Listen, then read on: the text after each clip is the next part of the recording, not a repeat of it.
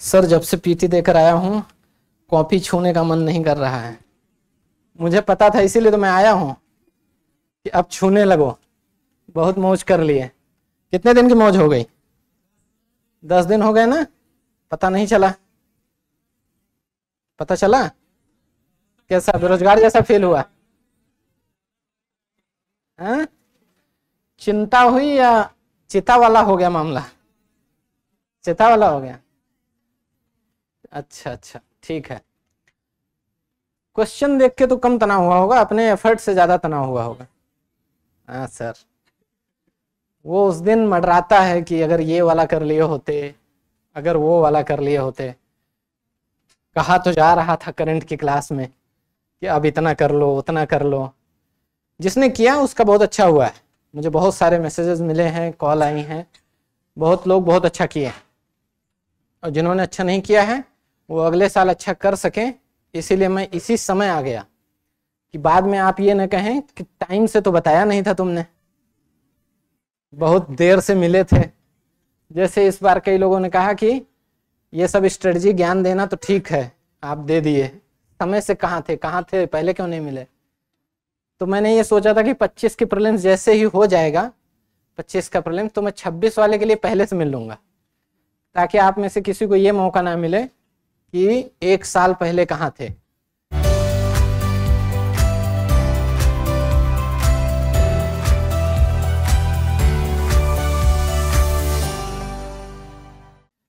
देखो 25 मई को जब एग्जाम हुआ उसके बाद कुल मिला के मना स्थिति 2-3 तरह की होती है प्रीलिम्स देने के बाद।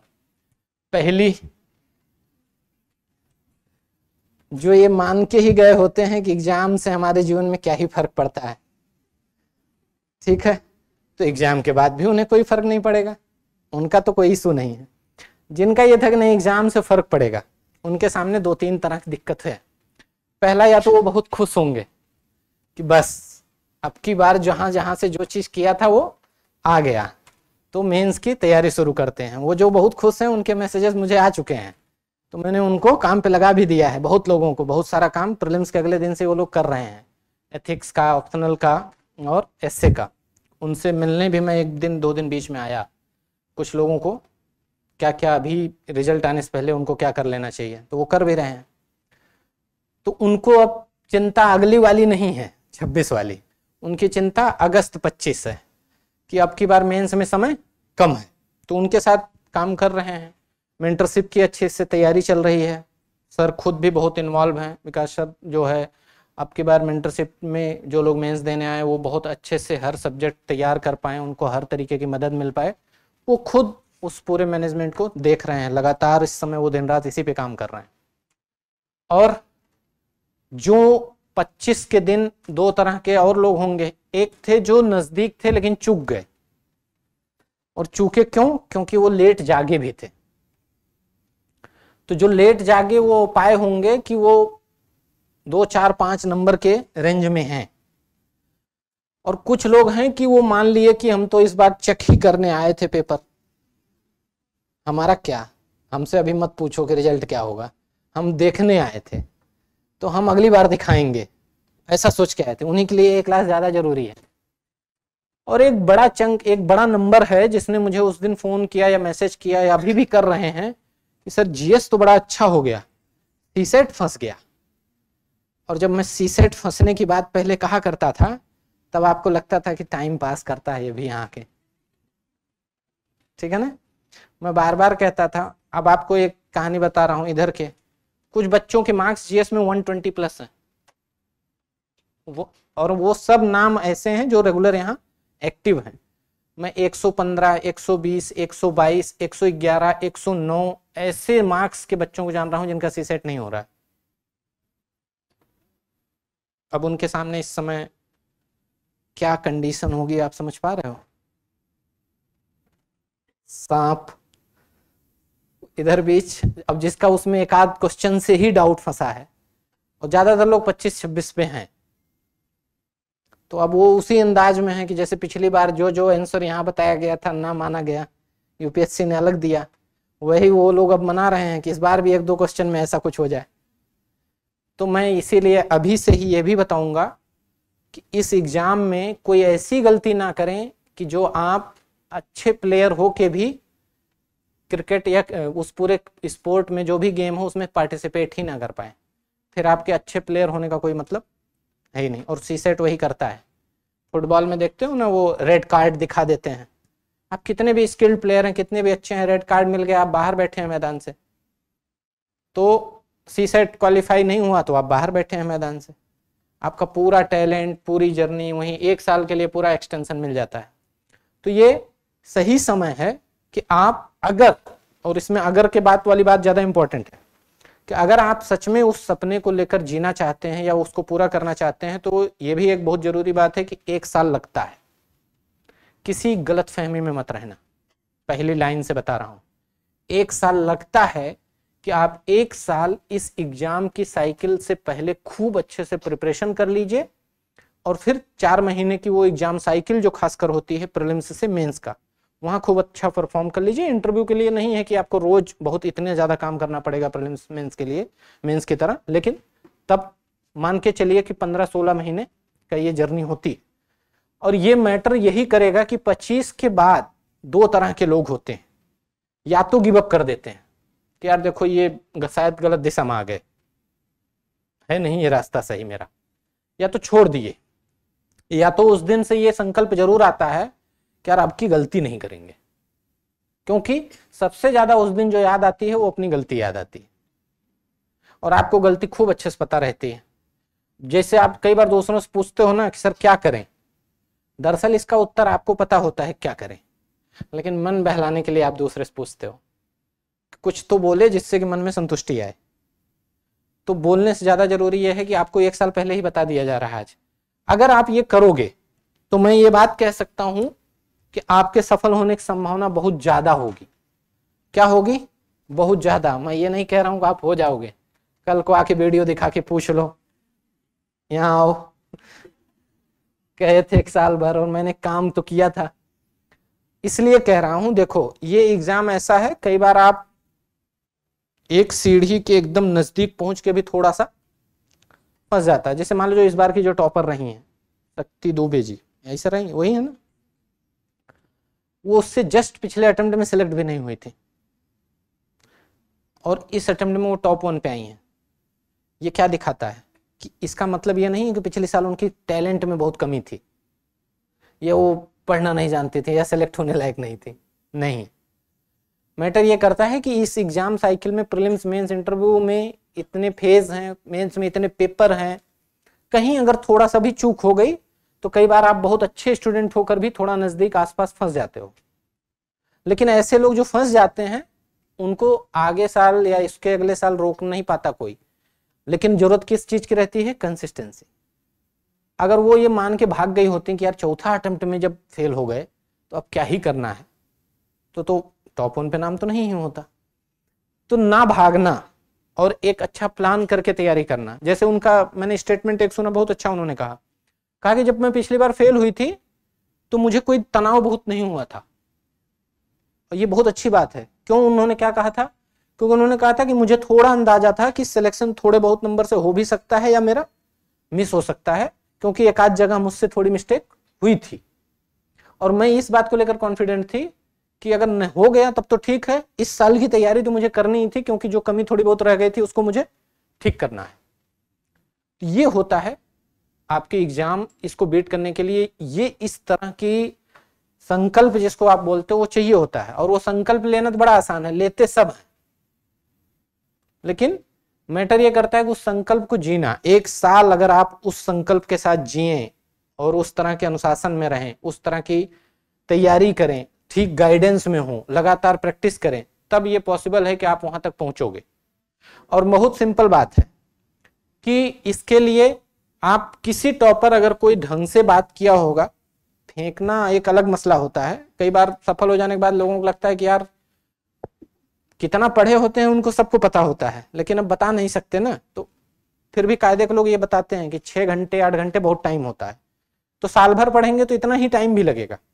और अगर पढ़ाई जनवरी से शुरू होगी तो फिर टाइम मैटर नहीं करेगा, फिर दिन रात पढ़िए तो भी नहीं होता है। तो क्या करना है उस पे आते हैं। आपके पास ले दे के कुल है 1 साल, और अगला भी एग्जाम कब है? 24 मई। कैलेंडर मिल ही गया होगा आपको, अपडेट हो गया है।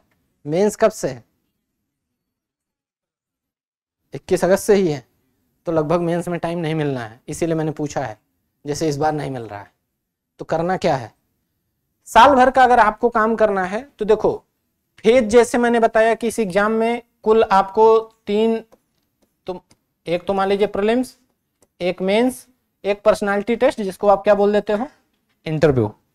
मैटर यही करता है कि जब आप 1 साल की तैयारी करो तो तीनों चीज कहीं ना कहीं आपको थोड़ा बहुत लेके चलनी होती है, क्योंकि ये समय होता है कि अगर आप थोड़ा बहुत समय सबको देते चलोगे तो शायद आप फायदे में रहोगे और आप ऐसी चीज मिस नहीं करोगे। क्योंकि जैसे मिस करना मतलब क्या होता है, कई बार जब हम लोग अब मिलेंगे, मेंस का रिजल्ट, प्रीलिम्स का आने वाला है, रिजल्ट आएंगे, अब इसके बाद पता है कुछ लोग कैसे मिलेंगे, सर हमने तो सिर्फ प्रीलिम्स पढ़ा था, मेंस पढ़ा ही नहीं।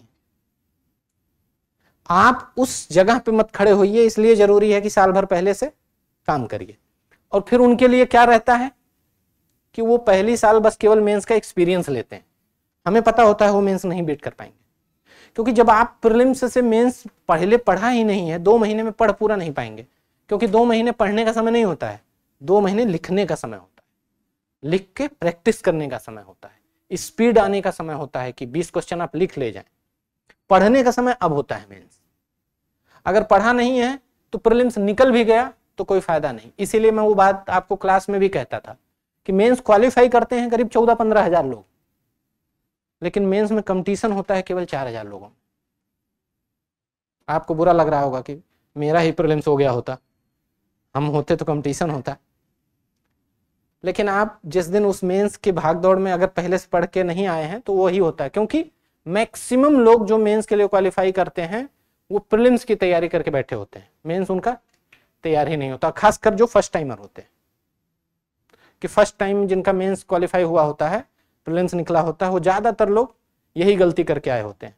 तो उस समय जो एक्सपीरियंस बच्चे होते हैं, एक्सपीरियंस जो 1-2 साल से एग्जाम दे रहे होते हैं या जिनका सिलेक्शन है, इसीलिए आप लिस्ट में देखिए उनके नाम आपको खूब दोबारा मिलेंगे, क्योंकि उनकी मेंस की तैयारी अच्छी होती है। तो मेंस की तैयारी पहले से करना बहुत जरूरी होता है, क्योंकि आपको प्रीलिम्स से मेंस के बीच में समय नहीं मिलता, और जनवरी के आसपास से फिर आपके ऊपर इतना प्रेशर बढ़ने लगता है कि आप चाहकर भी मेंस की तरफ ध्यान दे नहीं पाते हो। समझ भाई यार?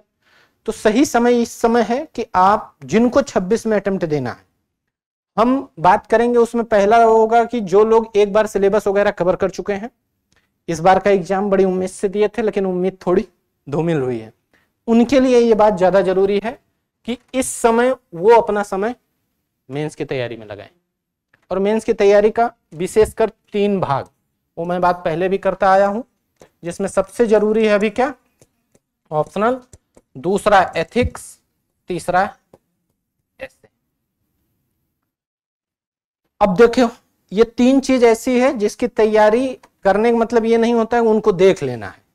जैसे जब मैं कई बार ऑप्शनल कहता हूं कि ऑप्शनल तैयार कर लो, तो जाते हैं ऑप्शनल का नोट्स देख लेते हैं, ये ऑप्शनल की तैयारी नहीं होती, इससे पढ़ने से इससे तैयारी नहीं होती। क्लियर है ना? तो करना क्या है, अपना कंफर्ट जोन छोड़ना है।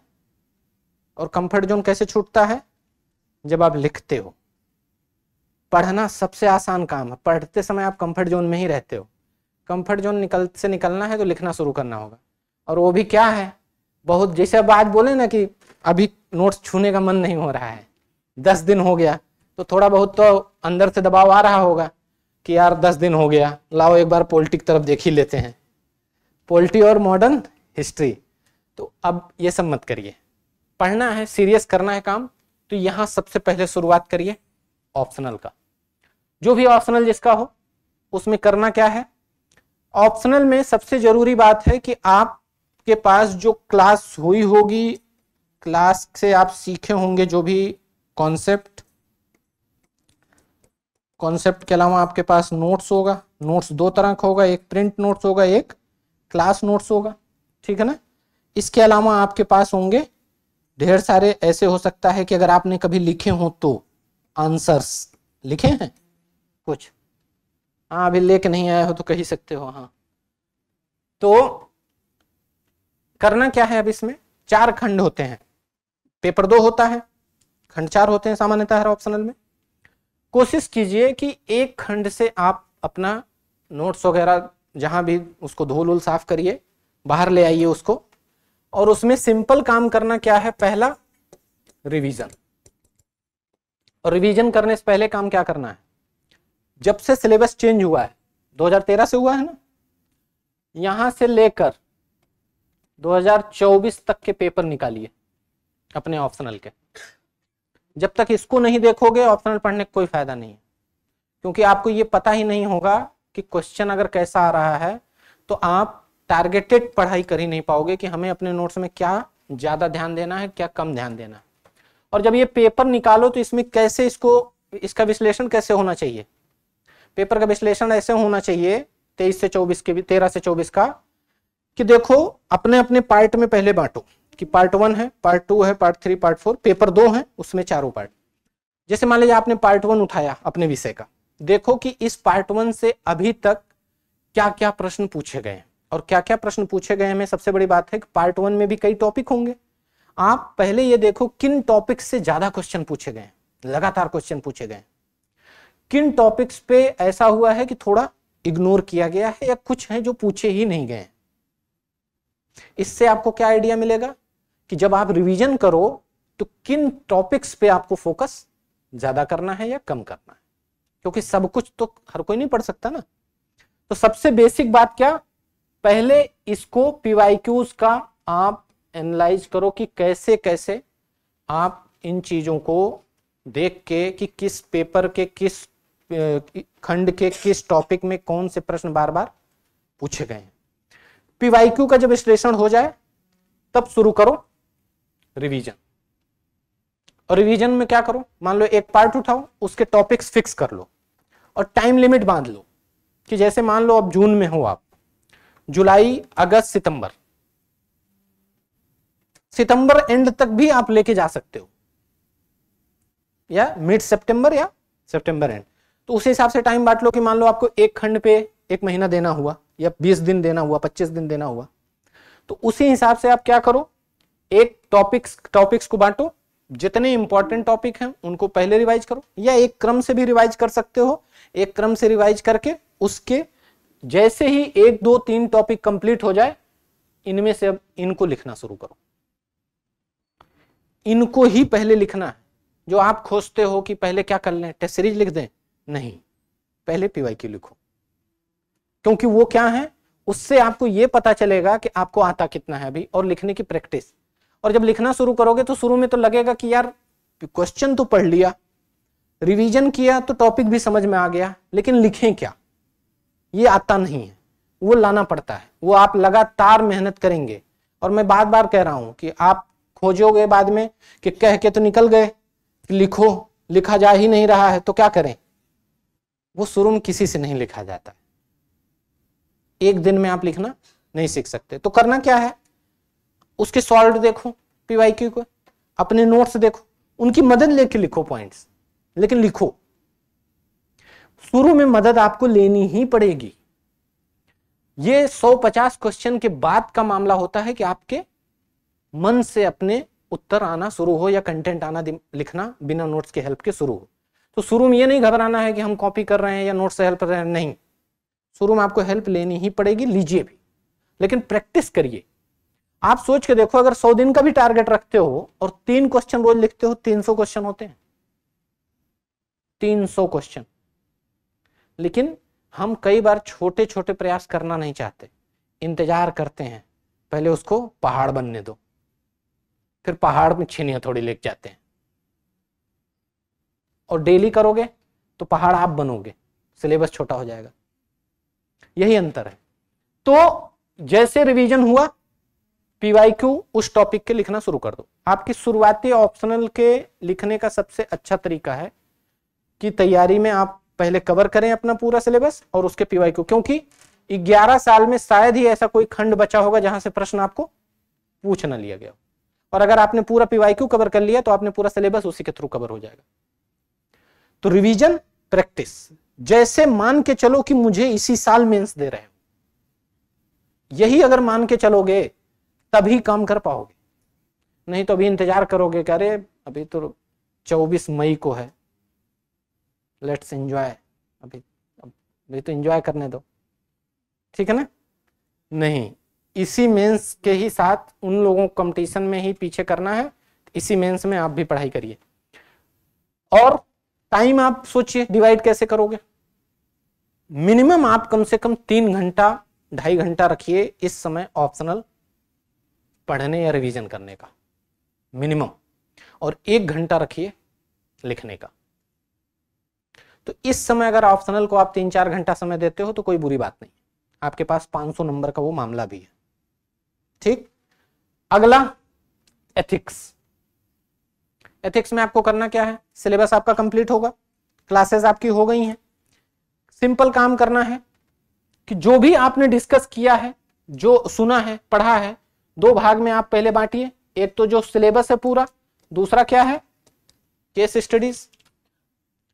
इसमें करना क्या है कि जितने शुरुआत में आपको जो सिखाया गया एथिक्स में, जैसे जितने कीवर्ड्स हैं, सबसे पहले तो एथिक्स और ह्यूमन इंटरफेस जितना संबंध होता है उसकी डेफिनेशंस आपको बताई होंगी। इसके बाद इंपॉर्टेंट रोल वैल्यूज का हो जाता है, एटीट्यूड, एप्टीट्यूड, उनका गवर्नेंस में उनका रोल क्या है, ये सारी चीजें रिवाइज करिए। और सबसे खास बात क्या, जितनी वैल्यूज हैं उनको आप ठीक से तैयार कर लीजिए, क्योंकि बार बार आपको उनका सबसे ज्यादा पूछा भी वहीं से जाएगा, और बार बार आप उनको जो है केस स्टडी से लेकर पूरे एथिक्स के पेपर में आप उनका इस्तेमाल कर सकते हो। लेकिन एक चीज और ध्यान रखनी है एथिक्स में, सिलेबस जो आप पढ़ते हो हूबहू वही यूपीएससी नहीं पूछेगा कि बताइए अभिवृत्ति क्या है, क्योंकि अभिवृत्ति क्या है वो पूछ चुका है कई बार। अब वो ये चाहेगा कि आप अभिवृत्ति जानिए या वैल्यूज जानिए, विवेक, उत्तरदायित्व, सहनशीलता या दया, करुणा, ईमानदारी, सत्यनिष्ठा, जितना तरह के आप सब जानिए। अप्लाई कहां कर सकते हैं, उसको अप्लाई कैसे किया जाए, कहां कहां उसका रोल हो सकता है, ये सोचिए। क्योंकि आप ये नहीं सोचोगे पूछेगा वो वही, तो आप लिख नहीं पाओगे। तो सिलेबस कवर करना एथिक्स में ये मैटर करता है कि आप तैयार हो। तैयार हो के मतलब कि आपसे अब अगर कुछ भी इससे अप्लाइड कुछ करके पूछा गया तो आप उसको बता सकते हो। तो इसके लिए जरूरी क्या है, जितने एथिक्स के कीवर्ड्स हैं वो आपको उसकी डेफिनेशन अच्छे से तैयार हो आपकी। दूसरा काम क्या हो, उन सबके एग्जाम्पल अच्छे से तैयार हो आपके। और तीसरी बात क्या हो कि आप प्रैक्टिस करके पीवाईक्यू के थ्रू क्वेश्चंस जो एथिक्स को आपको सिलेबस कवर करके उसके बेस पे पूछे जाते हैं उसको लिखने की तरीका सीखिए। और उसके लिए आप कैसे कैसे क्या कर सकते हो, मान लीजिए सॉल्व देख सकते हो, उससे आपको अगर सिलेबस कवर है, लेकिन अगर उससे अलग चीजें कैसे पढ़ी जाएं, ये आंसर्स कुछ पढ़िए सॉल्व के, आपको मिलता भी होगा दृष्टि से सॉल्व वो, फिर देखिए कि कैसे उत्तर मुझे लिखना चाहिए था, और वो प्रैक्टिस शुरू करिए। तो पूरे एथिक्स के सिलेबस को पहले टॉपिक्स में बांटिए और एक एक टॉपिक उठाइए, जो टॉपिक कवर हो जाए फिर देखो 2013 से लेकर 2024 तक उस टॉपिक पे क्या क्या प्रश्न पूछे गए हैं। चाहे मान लो वैल्यूज पे हैं, चाहे वो कॉर्पोरेट गवर्नेंस हो, चाहे वो एप्टीट्यूड हो, एटीट्यूड हो, कुछ भी हो, जिस पे आप पहले तैयारी करिए, रिवीजन कर लीजिए, फिर देखिए कि 13 से 24 तक उस पे क्या क्या प्रश्न पूछे गए, उनको आप अब लिखने की कोशिश करिए। और लिखने की कोशिश करने का मतलब क्या है कि आप ये मान के चलो 10 साल के भी पेपर में मोटा मोटा 20 दहा में 200 क्वेश्चन, 100 दिन का टारगेट रखेंगे, 2 क्वेश्चन भी लिखेंगे तो आपका सिलेबस 10 साल का कवर हो जाएगा। लेकिन करोगे ही नहीं तो 200 दिन का इकट्ठा कभी नहीं कर पाओगे। लेकिन अगर शुरुआत से थोड़ा थोड़ा करोगे, आज अगर ये निशाना बनाए कि चलो पहले पेपर को 10-12 भाग में बांट दें, सिलेबस को एटीट्यूड अलग कर दें, एप्टीट्यूड कर दें, वैल्यूज जितने इंपॉर्टेंट है उनको अलग कर दें, फिर ऐसे सिलेबस को बांट लिया, एक एक टॉपिक उठा लिया, 3-3 4-4 दिन आप पढ़ के रोज 2-2 क्वेश्चन लिख के एक टॉपिक पे आप मास्टर बन सकते हो एथिक्स के। और एक बार अगर ये काम अभी हो गया तो अगले साल मेंस में आप 90% लोगों से आगे खड़े रहोगे। तो एथिक्स का काम अभी जरूरी है आपके लिए, फिर आपको अगले मेंस के पहले उसके लिए फिर समय नहीं मिलने वाला। तो 2 घंटे समय आप अपना इसमें, और एक काम और कर सकते हो, केस स्टडी। केवल अगर वीक में एक दिन उनमें से रखो कि 2 से 3 केस स्टडी सॉल्व करनी, पहले सिलेबस कवर किया, फिर आप पहले केस स्टडी को समझिए, क्या क्या समझने की जरूरत है आपको केस स्टडी में, समझो। पहले कोशिश करो कि सारे साल के पेपर देख के पता करो कि थीम कौन सी है जिससे हर साल केस स्टडी आ रही है। तो क्या पाओगे, कॉर्पोरेट गवर्नेंस से कुछ ना कुछ जरूर पूछा जाएगा, एनवायरमेंट से कुछ ना कुछ जरूर पूछा जाएगा, करप्शन पे कुछ ना कुछ जरूर पूछा जाएगा, डेमोक्रेसी पे पूछा जाएगा, जस्टिस पे पूछा जाएगा, लॉ एंड ऑर्डर पे पूछा जाएगा, प्रोग्राम्स जो गवर्नमेंट के हैं उनके इंप्लीमेंटेशन पे पूछा जाएगा, डिसीजन मेकिंग पे पूछा जाएगा। ऐसे 10, 12, 15 थीम, उनको आइडेंटिफाई करो और फिर उस थीम पे निगाह लगा के रखो कि इस साल इस थीम पे कहीं कुछ नया मिला क्या, और मिले तो देखो कि उसमें कैसे डिसीजन मेकिंग हुई, क्या क्या निर्णय लिए गए। इन पे आपको निगाह खुली रखनी पड़ेगी, क्योंकि जब पेपर, इसी साल का पेपर देखना, जब आपको केस स्टडी आएगा पता चलेगा कि ये साल भर में कहीं ना कहीं ये सारे ऐसे डिलेमा या एथिकल इश्यूज चर्चा में रहते हैं कहीं ना कहीं, और वही बात पेपर में पूछ ली जाती है। इसीलिए मैं हमेशा कहता हूं कि एक पतली सी कॉपी आपकी एथिक्स के पढ़ने के दौरान या साल भर आपके पास रहनी चाहिए। मैं पहले भी ये बात बताया हूं। क्या करना है उस कॉपी का, जैसे जितने तरह की वैल्यूज हैं, जैसे जितने तरह की गवर्नमेंट के पॉलिसी है, इंप्लीमेंटेशन है, ये जितने ब्यूरोक्रेट्स हैं, स्पोर्टमैन हैं, पॉलिटिशियन हैं, और अपने अपने फील्ड में कुछ बेहतर करने वाले लोग हैं, नेशनल अवार्डी हैं जैसे पद्मश्री, ये सब, इन सब का अच्छा बुरा जो भी मिले 2-2 लाइन में एक एग्जाम्पल के तौर पे नोट करते चलो। इनका कोई बहुत अच्छा इनिशिएटिव है, उसके बारे में आप उस इनिशिएटिव के बारे में जानिए 2 लाइन की, जैसे इन्होंने इस जगह ये काम किया जो बहुत चर्चा में था। उसका क्या होगा, आपको एथिक्स के आंसर लिखने में और एथिक्स की केस स्टडी सॉल्व करने में बहुत मदद मिलेगी। जैसे ही ऐसा और खराब एग्जाम्पल भी मिले कि ब्यूरोक्रेट ने डुबा ही लिया, आकंठ डूबे थे भ्रष्टाचार में, तो वो भी नोट करो कि जहां भ्रष्टाचार का मामला आएगा उसका एग्जाम्पल देंगे, जहां ईमानदारी वाला आया उसको भी नोट करके देखो, जहां कोई ऐसा कोई स्टेप ले रहा है जिससे सोसाइटी में हार्मोनी, इंक्लूसिवनेस ये सब बढ़ रहा है, उसको भी एग्जाम्पल नोट करके रखो। तो एक पतली कॉपी आपके पास होनी चाहिए जो अच्छे हिंदी के एथिक्स से रिलेटेड शब्द, एग्जाम्पल और इस तरह का कोई नया अपडेट, केस स्टडी से रिलेटेड कोई थीम। जैसे मान लो आपने पढ़ा कि किसी ब्यूरोक्रेसी के सामने या किसी कंपनी के अपने इंटरनल जो है ऑपरेशन में ये इश्यूज आए, उन्होंने उसको ऐसे ऐसे समाधान किया, तो आप भी अपनी निगाह उस पर रखो। जैसे जैसे समाधान हुआ या जो जो इश्यूज थे, कई बार केस स्टडी में सीधा यही पूछा जाता है, समाधान छोड़ो तुम इश्यूज ही बता दो क्या क्या थे, उनको नोट करो। तो ये तैयारी का, हर समय तैयारी में डूबे रहने वाली बात होती है, और जो हर समय लगा रहता है वो हमेशा आगे रहता है। ये नहीं कि पहले प्रीलिम्स हो जाने दो तब एथिक्स देखेंगे, ये हमेशा आपकी निगाह में रहना चाहिए। तो एक पतली कॉपी भी होनी चाहिए जिसमें साल भर के इस तरह का कुछ भी नया दिखे, कोई नए एथिकल इश्यूज, उस पर जो भी डिस्कोर्स चल रहा हो, जो भी डिबेट चल रही हो, उसको यहां रखो। बाकी आपका सिलेबस है, और सिलेबस का रिवीजन करके PYQ के टॉपिक के हिसाब से बांट के उनको लिख डालो, एथिक्स तैयार। अगला मामला है एस्से का। अब एस्से के साथ दिक्कत क्या है, एस्से के साथ समस्या यह है कि आप सब लोग एस्से पढ़ के तैयार करना चाहते हो, लिख के नहीं। और एक दिक्कत क्या है, आप अपने पहले एकेडमिक शुरुआती दौर के जो एस्से है और यूपीएससी में पूछे जाने वाले एस्से या निबंध का अंतर नहीं समझ पाते हो कई बार, और इसकी वजह, ये समस्या धीरे धीरे और बढ़ रही है। इसी वजह से देखिए मार्किंग और आपको एस्से में कम होती दिखेगी, और वो बहुत क्लियर होता है, दिखता है कॉपी में कि आजकल, जैसे मैं आजकल पढ़ता हूं निबंध में, उनमें क्या क्या चीजें मैं देखता हूं समस्या आ रही है। पहली समस्या आ रही है भाषा की, बहुत चलताऊ किस्म की भाषा एस्से में दिख रही है निबंध में लोगों की कॉपी में, जबकि जरूरत क्या होती है कि भाषा थोड़ी सी अलग हो, जीएस की भाषा और निबंध की भाषा में थोड़ा अंतर हो। दूसरा क्या है कि जैसे कहां से स्टार्ट करना है, कैसे कनेक्ट करना है, क्या एग्जाम्पल देने हैं, कहां कोटेशन लिखना है, क्या कंक्लूजन ड्रॉ करना, कैसे निष्कर्ष निकालना है, इस सब का कोई स्ट्रक्चर नहीं, बिखरा हुआ है। तो नंबर भी जीएस की तरह मिलेगा, इसलिए 100, 102, 105 के रेंज में सिमटे हुए हैं लोग।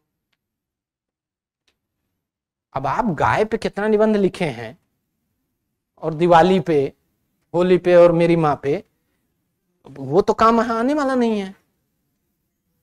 तो उससे मुंह छोड़ के अब नया लिखना पड़ेगा ना। अब यहां लिखा पूछा जाएगा सत्य पे, प्रेम पे, न्याय पे, डेमोक्रेसी पे, सस्टेनेबल डेवलपमेंट पे, वीमेन डेवलपमेंट एम्पावरमेंट पे, तो फिर सोचोगे कि ये तो धोखा हो गया। शुरुआत में हमसे प्रैक्टिस गाय पे कराए हो और अभी सत्य पूछ रहे हो। और वो भी तो कई बार ऐसे का पेपर पहली बार में लिख के देख के लगता है कई लोग को कि भाई एक लाइन में लिख के दिए हो, मुझे 12 पेज लिखने हैं। पहले समझ में तो आए लिखना क्या है। तो इसकी वजह ये रहती है कि आप डायरेक्ट मेंस में पेपर लिखना आते हो।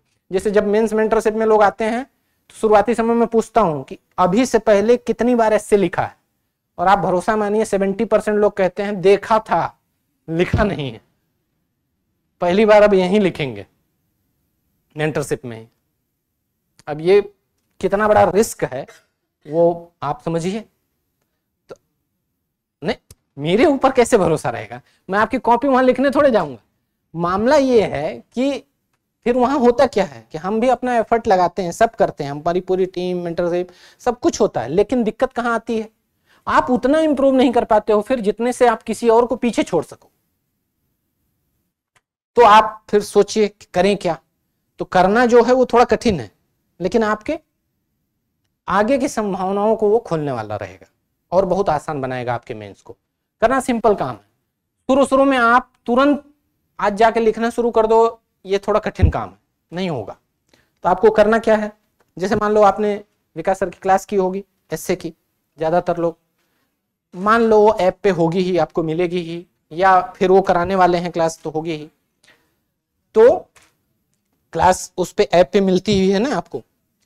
तो इसके बाद आप क्या करिए, उस क्लास से आप ये सीख जाओगे कि एस्से लिखने का आइडिया। सबसे पहले जरूरी बात क्या होती है कि कैसे लिखें, आसान टॉपिक हो, कठिन टॉपिक हो, क्या है एस्से, कैसे लिख सकते हैं, ये बहुत कुछ आइडिया आपको लग जाएगा। दूसरा एक है, आपको एक किताब मिली होगी जब आप जो है एडमिशन लिए होंगे, निबंध दृष्टि नाम से मिली है, ठीक है। अगर आप उसको ध्यान से देखोगे तो उसमें बहुत सारे आज तक जो एस्से पूछे गए हैं यूपीएससी में निबंध, उनको लिखा गया है, और भी कुछ नहीं पूछे गए वो भी है निबंध। और उसको जो है आपने अच्छा कभी देखा है कि पढ़ा भी है? 5 एस्से उसमें से आज तक किसने पढ़ा होगा? बस 3-4, यही होता है। अच्छा आप लोग देखते कैसे हो कॉपी, एस्से की बुक कैसे देखते हो, मैं बता रहा हूं ना। ये देखा ऐसे जाता है, आप ले आए, कलर अच्छा लग रहा है कॉपी का या एस्से किताब का, पहले खोले, हाँ सत्य ये है वो है, उसका एक कोटेशन देखे, नहीं ये अच्छा नहीं लग रहा, अगला एस्से कौन सा है। तो ऐसे जंप करके आधे घंटे में आपने देखा हाँ ये वाला एस्से पूछा तो गया था, बहुत कठिन है, छोड़ो इसको। मुझे लिखना होता तो मैं दूसरा चुनता। और थोड़ी देर बाद फिर क्या हुआ, मैसेज आ गया, क्या कर रहे हो, फिर ऐसे बंद। ठीक है कि अब अपने जीवन का ऐसे लिखेंगे। तो ऐसे जंप करने की तैयारी होती है जो, वो आपने ऐसे ही देखा है उस किताब को अभी तक। अब आज जाके ठीक से देखना है। कैसे देखना है? ठीक से करो ये कि अगले 1-1.5 महीने 30-40 दिन, उसमें से सोते समय या रात के समय या जब भी समय मिल जाए आपको, सोते समय तो आप लोग बहुत बिजी रहते हैं, तो जब भी टाइम आपको मिले, फोन से फुर्सत मिल जाए, तब फिर आप 2 एस्से इसमें पढ़िए, 2-3 एस्से। और कैसे पढ़िए, ये वाला नहीं सोए हैं इसे पढ़ रहे हैं, ऐसे मत पढ़िएगा। जैसे आप लोग को कोई कुछ कह दो कि पढ़ो, तो आप सोचते हो चले पहले शरीर को विरामावस्था में ले आते हैं। कौन सा योग होता है? शवासन। उस मोड में कुछ किताब, और उसमें भी कुछ लोग किताब यहाँ स्टैंड लग जाता सामने तो ठीक था, वो दिखती किताब सामने, ठीक है ना। ऐसे मत देखना, कैसे देखना, एक कॉपी उठाओ, अपने एक एस्से की डायरी रखो या कॉपी रखो, साल भर के लिए एक डायरी रखो, ज्यादा अच्छा होगा। मान लो इधर 5-6 साल में जो भी पेपर आए उनके एस्से को ध्यान से पढ़ो, और पढ़ने से पहले बाकी जगह से मुक्त हो जाया करो कि बीच में कोई डिस्टरबेंस ना हो। क्या पढ़ना है आपको उसमें, पढ़ो कि जो टॉपिक लिखा गया है, पूछा गया था, दरअसल उसका सार क्या था, क्या पूछना चाह रहा था, डिमांड क्या थी इस निबंध की, क्या लिखा जाना चाहिए था, वो समझो। दूसरा, आपको उस एस्से में, किताब में मिलेगी, कुछ स्टोरी से शुरू हुआ है, किसी स्टोरी से शुरू हुआ, कोटेशन से शुरू हुआ है, ऐसी कुछ स्टोरी कोटेशंस आप अपनी डायरी में नोट भी करना शुरू कर दो। अच्छा, इसमें एक रिस्क है आपके सामने, जब मैं कह देता हूं, जैसे मुझे कुछ लोगों ने दिखाया, ये बात मैंने कहीं पहले कही थी, अब उसमें मैंने दिखाया तो क्या किए, एस्से के जितने कोटेशन थे सब नोट करना शुरू हो गया, और एक एक पेज के कोटेशन नोट होने लगे। जिसे समझिए, जब किताब में कोई चीज लिखी जाती है तो डिस्क्रिप्टिव फॉर्मेट में यह भी रहता है कि थोड़ा विस्तार में लिखा जाए, आप उतना ही लिखो जितना कल को आप पढ़ के बाद में समझ भी सको और उसका इस्तेमाल भी कर सको। जरूरी बातें लिखनी चाहिए, वो वैसा ही मामला मत बना दो जैसे आप लोग कॉपी में हाईलाइट करते हो पेपर में, वो बुक में, कि सारा स्टेटमेंट इंपॉर्टेंट है छोड़ देते हैं। कई लोग मार्कर करने लाओ, किताब किसी की देखो ना मार्क की हुई, तो उसमें बस है नहीं मार्क है, बाकी पूरी लाइन मार्क है। तो ऐसे नहीं मार्किंग होती भाई, फैक्ट्स मार्क किए जाते हैं एक लाइन के, एक पेज के। आपके पेज में 3, 4, 5 से ज्यादा हाईलाइट नहीं होने चाहिए पॉइंट, नहीं तो फिर वो किताब आपके काम आगे आने वाली नहीं है। और ना इसका मतलब है कि आपने ये नहीं समझ पाया अभी तक कि आपको क्या छोड़ना है और क्या पढ़ना है। सब हाईलाइट है, सब हाईलाइट है तो रिवीजन कैसे होगा, वो तो दोबारा फिर से पढ़ना हो जाएगा ना। तो हाईलाइट करने काम भर का क्या करिए, इसके जो इंपॉर्टेंट आपको कोटेशन मिले, एग्जाम्पल मिले, छोटी छोटी कहानियां मिले, महापुरुष या ऐसे किसी अपने फील्ड में बहुत अच्छा किसी ने कहा हुआ है उसका कुछ कथन मिले, वो आप नोट करिए रोज। और ऐसे अगर 4-5 छोटी छोटी चीजें आपने नोट करना या इकट्ठा करना शुरू कर दिया, तो अगले 30-40 दिन जब आप पढ़ाई करके ऐसे 150-200 एग्जाम्पल, कोटेशन, कहानी छोटी छोटी आप इकट्ठा कर लोगे। तब फिर जब ये 30-40 दिन हो जाए, तब लौटना लिखने वाले काम पे। और ऐसे फिर लिखने में क्या करना है, 2024 या इससे पहले के जितने पेपर हैं, 23, 22, 21, 20, धीरे धीरे इन 4-5 पेपरों में से कुछ कुछ टॉपिक पहले आसान, फिर थोड़ा डिफिकल्ट, फिर ज्यादा डिफिकल्ट निकाल के लिखना शुरू करो। अब जो पहला लिखोगे तो वहां दिक्कत आएगी, समय भी ज्यादा लगेगा, और आप चाहोगे कि वो आपका कोई देखे भी ना। ठीक है, कोई ना देखे कोई बात नहीं, किसी एक ऐसे व्यक्ति दिखाओ जो आपको ठीक से सजेशन दे सके। ठीक से सजेशन देने का मतलब भी ये ध्यान रखना है, अपना लिखा हुआ आप किसको दिखाते हैं ये भी बहुत इंपॉर्टेंट होता है। क्योंकि 2 तरह के लोग होते हैं, एक सामने वाला ऐसा होना चाहिए जिसको ये समझ में आए कि ये आपका पहला प्रयास है ऐसे लिखने का, तो आपको रिमार्क या आपको कुछ भी बताना है तो उसके हिसाब से आपसे बताया जाए। दूसरी बात क्या, कि आपने अभी ये काम शुरू किया है तो कमी किस तरह, मतलब वो डिटेल में बतानी होगी, क्योंकि अगर आपको डिटेल में अपनी कमी नहीं पता चलेगी तो आप अगली बार सुधार नहीं कर पाओगे। जैसे कुछ लोग किस तरह होते हैं, आप ले गए दिखाए, मान लो आपके सीनियर हैं या जूनियर जो भी हैं, कोई एस्से के महारथी हैं मान लीजिए, ले गए आप दिखाए, और आपका ऐसे आप पहली बार लिखे बड़ी मेहनत करके, वो बोले को अरे हम तो ऐसे सोते में लिख देते हैं। ऐसे को दिखाने से भी बचना है, क्या कर दे वो डिप्रेशन में ले आए आपको। तो किसी एक ठीक व्यक्ति को जिसको आप क्लियर बता सकें कि देखो मेरा ये पहला प्रयास है, उस हिसाब से इसमें इसको चेक करना। और दूसरी बात कि ये भी ध्यान रहे कि मुझे डिटेल में मेरी कमियां बताना और अच्छाइयां भी, ताकि मैं अगले वाले में इसका सुधार कर सकूं। जैसे आप मेंटरशिप के मान लीजिए पार्ट बनते हैं, तो मेंटर आपकी सब में हेल्प कर देंगे।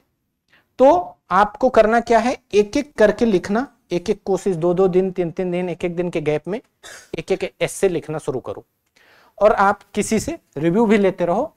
8 से 10 एस्से जब आप लिख ले जाओगे 10 निबंध के आसपास, तब आपको थोड़ा बेहतर फील होगा कि अब हम किसी टॉपिक पे लिख सकते। और ये काम जितनी ईमानदारी से करोगे उतना ही आपकी निबंध की समझ बेहतर हो जाएगी। और यही काम जो आपने एथिक्स में किया था, एक रिसेंट में कहा क्या कैसे चल रहा है, वो काम आप एस्से के लिए भी करो या इसी कॉपी में करो, आपको एस्से में वो काम दे देगा कि जैसे जितने करंट के इंपॉर्टेंट हैं कहीं, चाहे वो वैल्यूज से जुड़े हों, चाहे वो किसी भी तरह के जुड़ा हो, जहां आप निबंध में उसका इस्तेमाल कर सकते हैं। तो ऐसी एक कॉपी जरूर होनी चाहिए जो एथिक्स और एस्से में आपकी दोनों में अच्छी मदद कर सके, जिसको आप हमेशा अपने पास रखें। कुछ भी अच्छा मिले उसको नोट करिए। बात समझ गए? तो 3 काम ये अगर आप करते हो तो आपका कितना मेंस की तैयारी कवर हो जाती है? 1000 नंबर की। और दरअसल मेंस इसके अलावा जो होता है वो सबका उसी समय तैयार हो जाता है, क्योंकि जो अलावा हुआ बचा क्या? 3 पेपर जीएस। जीएस में आप पहले भी जितना कर पाओगे बाद में भी उतना कर लोगे, लगभग सब उसी रेंज में रहते हैं। वहां आपको कोई बहुत अंतर आगे पीछे वाला नहीं दिखेगा। अंतर यहां दिखता है, सिलेक्शन मेंस में यहां से होता है। और इसके लिए बहुत जरूरी है कि जब आपका प्रीलिम्स निकले तब ना, अब कर लीजिए। और अगर आपने अब ये कर लिया 3-3.5 महीने में, तो इस बात का भरोसा रखिए कि आप 90% लोगों से आगे खड़े होंगे अगले साल के प्रीलिम्स के बाद।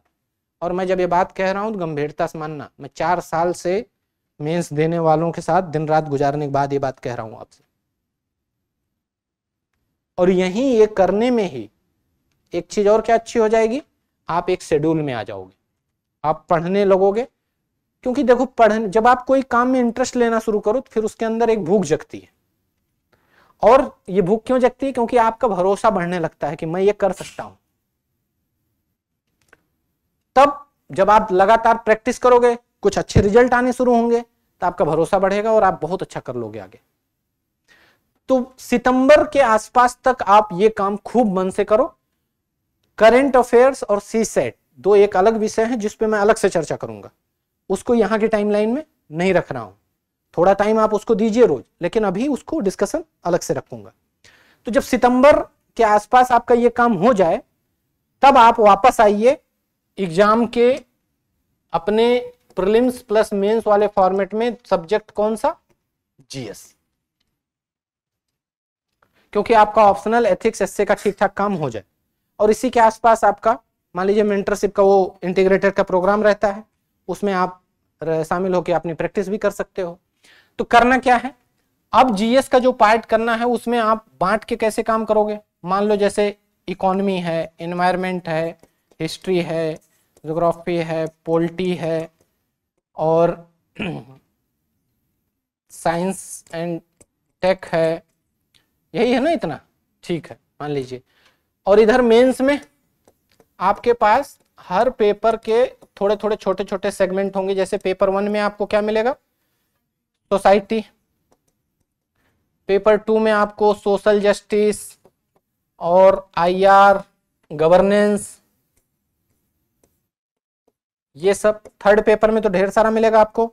मान लीजिए साइंस टेक एनवायरनमेंट, तो यहां भी मिल जाएगा। मान लीजिए वहां डिजास्टर, इंटरनल सिक्योरिटी और क्या, मान लीजिए एनवायरनमेंट और साइंस टेक तो यहां आपका साथ में होता रहेगा। इकोनॉमी भी हो ही जाएगी। इसके अलावा वर्ल्ड हिस्ट्री, हाँ पेपर फर्स्ट में अगर यहां आप चाहें तो साथ में, हालांकि आजकल उससे क्वेश्चन बहुत कम पूछा जाता है, फिर भी करना क्या है, सितंबर अक्टूबर जब एक बार इनसे निवृत्त हो लीजिए आप, फिर क्या करिए, 2 सब्जेक्ट कोई इनमें से उठाइए, ठीक है, और साथ साथ में 10-10 दिन, 5-5 दिन, 8-8 दिन देके इनको कवर कर लीजिए। कि मान लीजिए 5-6 सेगमेंट हैं, 10-10 दिन में उन 5-6 सेगमेंट को बांट दिया। और क्या करना है, देखो कि पहले पीवाईक्यू देखो कि उन सेगमेंट में कैसे क्वेश्चंस लगातार पूछे जा रहे हैं। और फिक्स टॉपिक निकालो। जैसे इंटरनल सिक्योरिटी है, जब आप पूछो देखोगे पेपर तो आपको क्या मिलेगा कि हर साल आतंकवाद हो, नक्सलवाद हो, मनी लॉन्ड्रिंग हो, बॉर्डर की सिक्योरिटी का मामला हो, वहां क्या डेवलपमेंट हुई है, क्या वहां नई आधुनिकीकरण क्या क्या हुआ है, police force, reserve police force जो है उसके बारे में 8-10 थीम है जिन पे हर साल प्रश्न आपसे पूछा जा रहा है। तो एक एक दिन लगा के उन टॉपिक को कवर कर लिया। तो छोटे छोटे सेगमेंट जो मेंस के लायक हैं उनको थोड़ा थोड़ा कवर करो और 2 सब्जेक्ट प्रीलिम्स के उठा लो। दिसंबर तक क्या करो, 2-2 सब्जेक्ट एक एक महीने में खत्म करो। 30 दिन अगर एक सब्जेक्ट को आप दे रहे हो टाइम, तो बड़े आराम से उसका रिवीजन और प्रैक्टिस आपसे हो जाएगी। तो 2-2 सब्जेक्ट को अगर दोगे तो दिसंबर तक आपका एक बार पूरा सिलेबस प्रीलिम्स और मेंस का खत्म। मेंस के जो बचे हुए सब्जेक्ट थे वो यहां हो जाएंगे और प्रीलिम्स के सारे सब्जेक्ट एक बार 2-2 करके अक्टूबर, नवंबर, दिसंबर, एक एक महीने। और उसमें भी कॉम्बिनेशन कौन ज्यादा अच्छा रहेगा। जैसे मान लीजिए ज्योग्राफी और इन्वायरमेंट एक साथ कर लो, फायदा होगा। हिस्ट्री पॉलिटी एक साथ कर लो, क्योंकि मॉडर्न हिस्ट्री की चीजें आपकी पॉलिटी से कनेक्ट हो जाएंगी, उसको कर लो। और इकोनॉमी और साइंस टेक को एक साथ कर लो। 3 महीने में 2-2 सब्जेक्ट करके ये, और एक टाइम अपना समय दिन का इनको दो। तो दिसंबर तक आपका सारा सिलेबस खत्म। और जब सिलेबस खत्म तब फिर जनवरी से आप एकदम मूव कर जाइए कहां, प्रीलिम्स। और यही प्रीलिम्स से फिर 2 पार्ट हो जाएंगे, जीएस और सीसेट। जिन्होंने जीएस में, अब यहां से मैं सीसेट को शामिल कर रहा हूं अपनी चर्चा में, जिन्होंने सीसेट पढ़ा ही नहीं है वो इस टाइम में, अक्टूबर से लेकर दिसंबर वाले टाइम में, अब देखो 2 तरह के लोग हैं, या तो आपने सीसेट पढ़ा ही नहीं है तो पहले सिलेबस आप अक्टूबर से दिसंबर तक में कर लीजिएगा। जैसे इस साल कई लोग सीसेट फेल हुए तो सबने मैसेज किया है जल्दी बताइए किताब का नाम, शुरू करना है सीसेट। तो हर चीज का अपना एक समय होता है। अभी मैं बता दूंगा, अभी आप प्रैक्टिस कर लोगे तो 24 मई को याद नहीं आएगा, ठीक है। तो जिन्होंने पढ़ा ही नहीं है वो क्या करें, अक्टूबर से लेकर दिसंबर तक पढ़ लें। लेकिन जिन्होंने पढ़ रखा है सीसेट, बेसिक लेवल पे चीजें कवर है, वो यहां तक कुछ सोचे ही ना दिसंबर तक। उनके लिए मामला शुरू कहां से होगा, जनवरी से, जीएस और सीसेट का। अब जनवरी से जब सीसेट और जीएस का काम शुरू होगा तब अब कोई टाइम टेबल नहीं है पढ़ने का कि इस सब्जेक्ट को पहले या उस सब्जेक्ट को पहले। फिर क्या करिए, जितना एक बार आपने आज तक पहले फाउंडेशन में पढ़ा, फिर अक्टूबर से दिसंबर तक जितना आपने रिवाइज किया पढ़ा, उसका आप क्या करिए, जनवरी से रिवीजन केवल करिए और टेस्ट दीजिए, लगातार रिवीजन टेस्ट। और तब अगर आप टेस्ट देना शुरू करोगे, हर 3 दिन पे एक टेस्ट लगाओ, तो फिर आप क्या पाओगे कि महीने में आपके 10 टेस्ट आराम से हो जाएंगे। और आप फिर पाओगे कि मई के 15 मई के आसपास तक मैं जब कहूंगा कि टेस्ट अब बंद करो, तब तक आपके पास 50-60 टेस्ट हुए रहेंगे। तो प्रीलिम्स में क्या करना है, यहां तक पूरा कवर करना है दिसंबर में, और जनवरी से पेपर के हिसाब से, कि मान लीजिए आपने डिसाइड किया जनवरी में कि पहले मैं पॉलिटी का पेपर लगाऊंगा, या 2 विषय उठाया कि मैं 2 विषय पेपर लगाऊंगा, तुरंत उन 2 विषयों के जो भी टेस्ट सीरीज लगाइए उसका सिलेबस देखिए, वो टॉपिक पढ़िए और जाइए पेपर दीजिए। और अगर जनवरी से ही शुरू कर दोगे पेपर देना, तब आप पाओगे कि जैसे मान लो 3 दिन समय मिला ना आपको पेपर देने, जो बाद में आते थे करंट अफेयर्स पढ़ाते समय कि सर 5 घंटा लग जाता है, पर 5 घंटा लगेगा ही। आपके पास दिक्कत क्यों आ रही थी कि आपने पहले लगाया नहीं है, तो आपको पढ़ना भी इसी 5 घंटे में है और पेपर भी लगाना है, तो समय आपको कम लगने लगता है। लेकिन अब बताओ, जब यहां तक सब पढ़ के बैठे रहोगे, जनवरी में केवल रिवाइज करके पेपर देने जाओगे, तो आज पेपर दिए 2 घंटा पेपर दिए, अगला दिन का रखो 3 घंटे कि उस पेपर का पूरा मैं जो आज मैं कहता था कि कैसे सॉल्व करना है, मैंने नहीं बुलाया, तो जैसे पेपर सॉल्व किया है करना चाहिए, जो मैंने आपसे डिस्कस किया था। पेपर सॉल्व करने का मतलब क्या होता है, आप टेस्ट सीरीज का पेपर गए देने, 100 क्वेश्चन लगाए, वापस आए, देखो देखो ये कि आपने पेपर लगाया, उसका एक्सप्लेनेशन पे पूरा काम करो। और जो मैंने आपको शुरू में समझाया था कि एक्सप्लेनेशन पे क्या क्या काम करना होता है, 3 तरीके का काम होता है। या तो वो स्टेटमेंट जब पढ़ोगे एक्सप्लेनेशन में उसका उत्तर, तो या तो फैक्ट आपको आता है, या तो ऐसा है जो पढ़े थे लेकिन वहां गलती कर दिए, और या तो कुछ नया फैक्ट आपको वहां टेस्ट सीरीज के एक्सप्लेनेशन में मिल जाएगा। तो जो आता है उसका तो चिंता छोड़ दीजिए, वो आपको आगे भी आता रहेगा। जो भूल गए उसको वहीं हाईलाइट कर लो, और जो नया मिल जाए उसके लिए मैंने हमेशा कहा है उसको क्या करो, एक बार नोट कर लो, क्योंकि नया फैक्ट अगर एक बार भी नोट नहीं करोगे तो भूल सकते हो।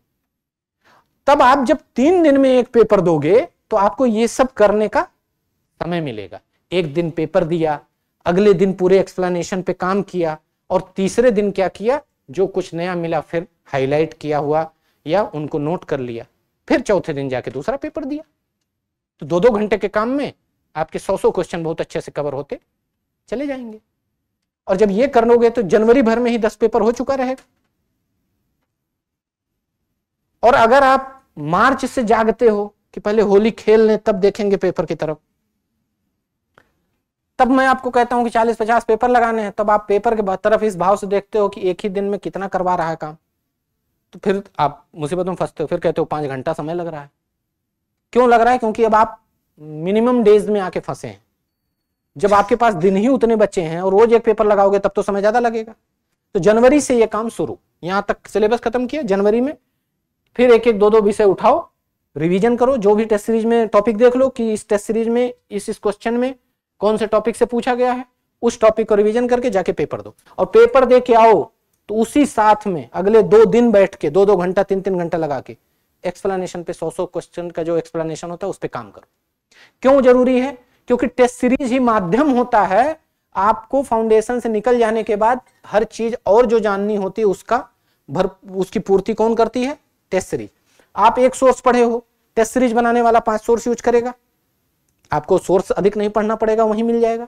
दूसरा, समुद्र जैसा सिलेबस है, एक किताब एक सोर्स में हर चीज नहीं मिल सकती है, हो सकता है कुछ नया मिल जाए, वो टेस्ट सीरीज से आपको नया मिल जाएगा। तीसरा, जो भी टॉपिक पढ़े हो आप डिस्क्रिप्टिव फॉर्मेट में पढ़ लिए, क्वेश्चन आएगा ऑब्जेक्टिव फॉर्मेट में, तो आप जो छोटी छोटी गलतियां करते हो वो गलती वहां से सही हो जाएगी। इसलिए पेपर एक दिन दे के 2 दिन एनालाइज करके फिर चौथे दिन दूसरा पेपर दोगे। तो जनवरी में अगर 3-3 दिन पे भी पेपर दोगे तो आराम से पेपर आते आते आपके पास 50-60 पेपर ऐसे लगे हुए होंगे। और 50-60 पेपर अगर लगा लिया है और दिसंबर तक ये काम किया है तो आप फिर ये कह सकते हो कि अब रोक के दिखाओ। लेकिन ये करना पड़ता है, बिना किए नहीं होगा। वहीं उसके बाद साथ में काम करना क्या शुरू कर दो? सीसेट पे। और काम क्या करना है शुरू में? पहले देखो, जब मैं पेपर देते हो तो मैं कहता हूं कि वहां से शुरू करो जहां सबसे मजबूत स्थिति में हो, और जहां तैयारी की बात मैं जब कहूंगा तब मैं कहूंगा कि जो सबसे कमजोर स्थिति में हो। जैसे सामान्यतः सबका दुख मैथ से जुड़ा होता है कि बचपन में भी पीछा नहीं छोड़ा था, यहां भी तंग किए पड़ा है। तो शुरू में क्या करो? मैथ्स और रीजनिंग पे ठीक ठाक पकड़ बनाओ।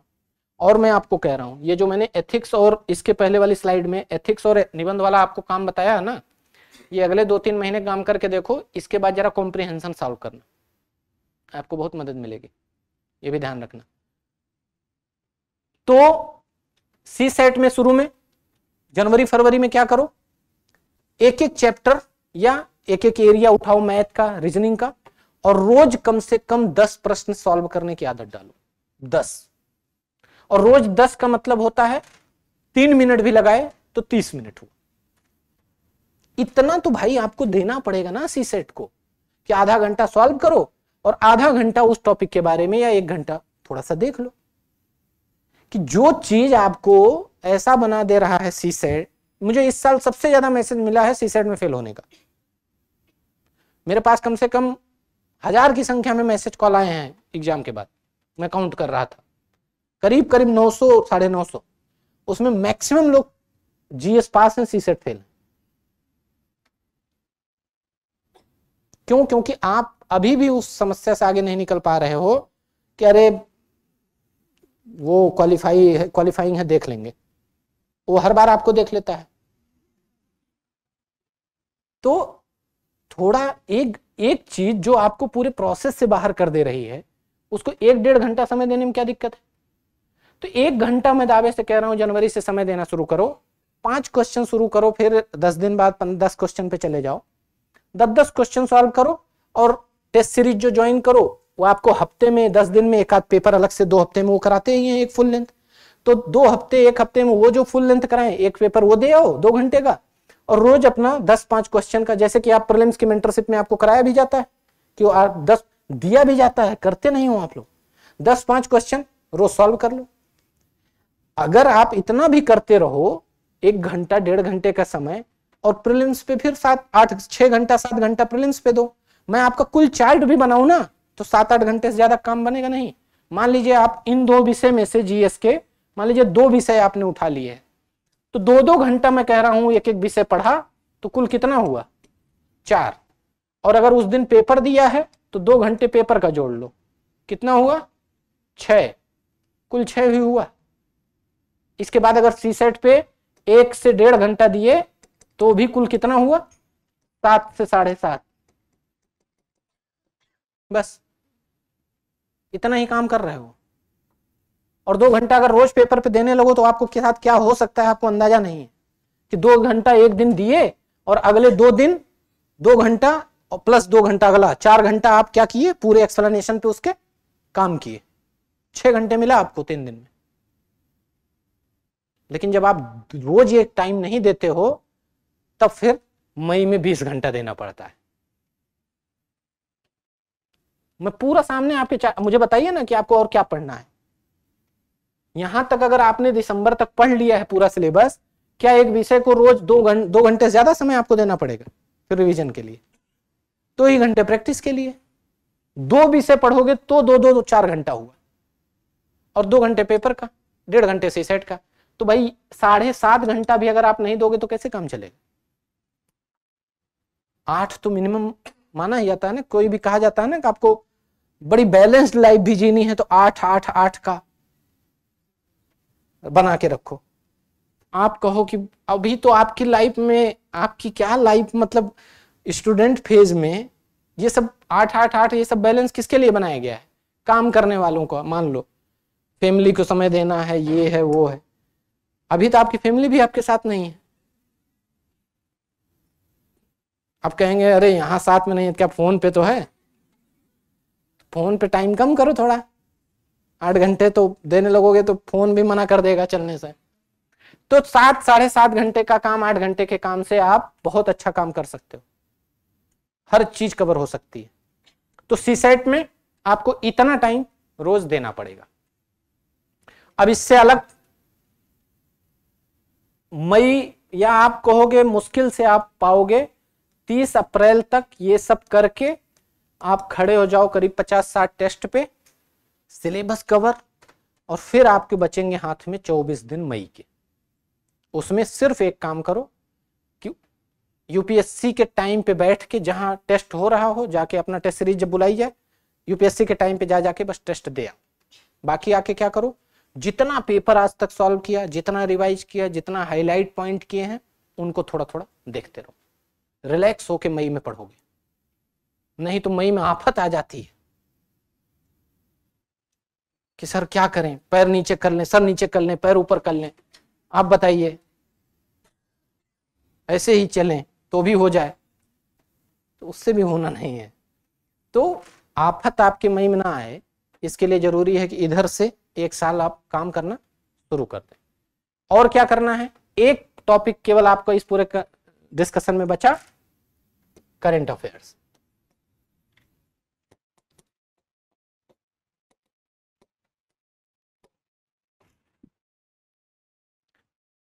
तो ये तो साल भर का काम। कैसे? आप करंट के साथ दिक्कत क्या है, 2-3 तरह की। एक तो जब आप पढ़ने सोचते हो या कवर करना शुरू करते हैं जो लोग, जिनको कहा जाता है ठीक है पढ़ो करंट देखो, फिर वो कोई करंट नहीं छोड़ते, सब पढ़ेंगे। प्रधानमंत्री क्या क्या कर रहे हैं, या इकोनॉमी में आज क्या हुआ, एनवायरनमेंट में क्या हुआ, साइंस टेक में क्या हुआ, कहाँ क्या हुआ वो भी देखेंगे, और बॉलीवुड में क्या हुआ वो भी देखेंगे, आईपीएल वाला भी देखेंगे, कुछ छोड़ेंगे ही नहीं। तो फिर ये मॉडल सस्टेनेबल नहीं होता। वो 6 दिन 4 दिन जाते जाते गिव अप हो जाता है कि अरे इतना कौन टाइम देगा, हमारा अपना इतना कीमती समय है। फिर दूसरे लोग होते हैं कि छोड़ के बैठे रहते हैं। पहले किस पे छोड़ते हैं कि महीने वाली मैगजीन आने दो, ठीक, 1 महीने की आ गई, फिर क्या इतने साल पुराना, इतने समय पहले का थोड़े पूछेगा, 1 आध महीने के और आने दो। ऐसे ही एक्सटेंड होना शुरू होता है मैगजीन का काम आपका। आते आते फिर आपके हाथ लगती है अगले साल मार्च वाली। फिर क्या होती है कि वार्षिकी आई है क्या, कोई साल भर वाली आनी शुरू हुई कि नहीं? 99.99 इसी कंडीशन में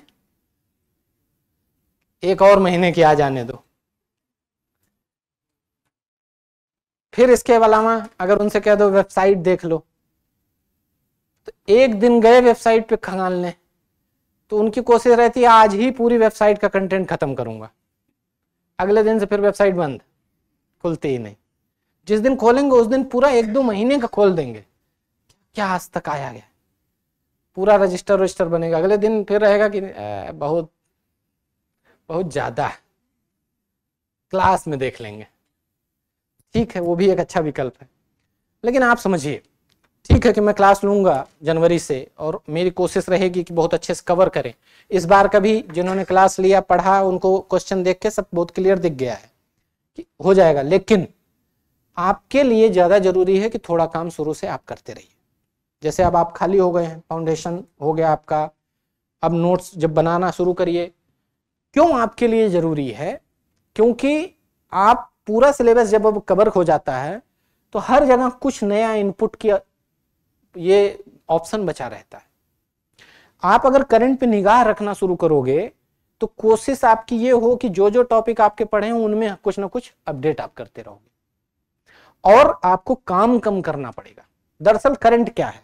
ऐसा तो कुछ है नहीं कि करंट में आएगा कि नया सिलेबस आ जाएगा। आप सिलेबस कवर करके बैठे हो, उसी में 2-4 नया पॉइंट आ जाएगा या 1 आध टॉपिक नया आ जाएगा। तो या तो अपनी कॉपी में अपडेट कर लो या एक अलग से डायरी पेन रखो, करंट का नोट्स अलग से रखो और काम की चीजें करो। अब जैसे मान लीजिए कि आप कोई भी एक सोर्स अभी अपना अपनाते हो, मैगजीन हो सकता है, वेबसाइट हो सकती है। मैं ये सजेस्ट करूंगा डेली बेसिस पे आप अगर पढ़ने में बहुत रुचि वाला है तो ठीक है, हर महीने की मैगजीन को खंड वाइज बांट लीजिए कि चलिए पॉलिटिम बांट लिया, इकोनॉमी बांट लिया, साइंस टेक बांट लिया, एनवायरमेंट कर लिया, इकोनॉमी कर लिया। इनको बांट के फिर उनके अपडेट्स आप पढ़ लीजिए और जो इंपॉर्टेंट लगे उसको चाहे तो अपने नोट्स में अपडेट कर लीजिए और कुछ नया मिले तो आप अपनी एक अलग कॉपी रखिए जिसमें नोट करिए। नोट करने में भी 2 तरह की चीजें होती हैं। प्रीलिम्स में आप बस कुछ फैक्ट्स नोट करते हो, लेकिन जब मेंस का टॉपिक उठाओ तो आपके लिए जरूरी क्या है कि एक दिन में अगर एक टॉपिक भी उठाओ तो उस टॉपिक के क्या मतलब है, क्या उससे रिलेटेड इस समय डेवलपमेंट है, क्या हमारे कॉन्स्टिट्यूशन या कहीं लॉ या कोई ऐसी कमेटी इस सबसे रिलेटेड कोई वो टॉपिक है, या उसमें कोई भी नया अपडेट आया है, कमेटी है, रिपोर्ट है, प्रोच क्या है, कॉन्स क्या है, फैक्ट क्या है, डेटा क्या है, सब एक जगह एक टॉपिक का कवर कर लो। और अभी से अगर ये काम आप शुरू करो, एक दिन में एक टॉपिक कवर करो और नवंबर दिसंबर तक भी कर लो तो आपके पास 150-200 टॉपिक मेंस के अच्छे तैयार मिलेंगे। एक टॉपिक अगर आप खाली एक दिन करो, जैसे दृष्टि वेबसाइट पे आप जाते होगे, एडिटोरियल फॉर्मेट में कुछ आता है, मान लीजिए वो कोई एक टॉपिक का व्यवस्थित वहां आपको कंटेंट मिलेगा। एक ऐसा टॉपिक कोई उठाओ जिसका अगर आपने कवर कर लिया तो मेंस की आपकी तैयारी भी पैरेलल चलती रहेगी जीएस वाली, और क्या होगा कि उस एक टॉपिक पे आप दिन भर में ठीक ठाक अपना रिसर्च करके एक टॉपिक को अच्छे से कवर करे रहोगे और दिसंबर तक भी अगर ये काम किया तो आपके पास ठीक ठाक स्टोरेज टॉपिक्स का हो जाएगा। तो जो शुरू में मैंने बताया था कि आप मेंस पे फोकस करो, उस मेंस के साथ साथ थोड़ा करंट देखते चलोगे तो वो जो जीएस के 3 पेपर मैंने छोड़े उसका आपका थोड़ा थोड़ा काम होता रहेगा। और मेंस की अगर आप पूरा पेपर 2 देखोगे तो आप पाओगे कि 70% से 80% तक पेपर कहीं ना कहीं करंट के डिस्कोर्स से लिंक होता है, हर तरह के क्वेश्चन। तो ये बहुत जरूरी है कि आप थोड़ा बहुत चाहे वेबसाइट के माध्यम से चाहे मैगजीन के माध्यम से।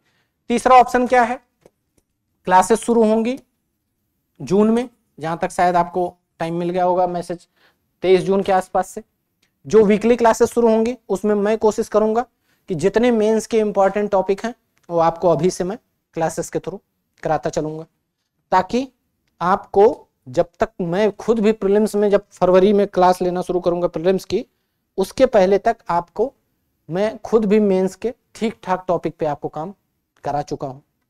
और मैं वीकली क्लास में ये वाला अपडेट नहीं लेके चलूंगा कि पिछले हफ्ते क्या बहुत चर्चा में था, ये कोई मैटर नहीं करता। मैं टॉपिक सेलेक्ट करूंगा कि कौन सा टॉपिक आपको पढ़ाया जाए कि आपको अगले साल की इस समय करंट में भी रहे और उसका मेंस के हिसाब से आपकी तैयारी अच्छी हो जाए।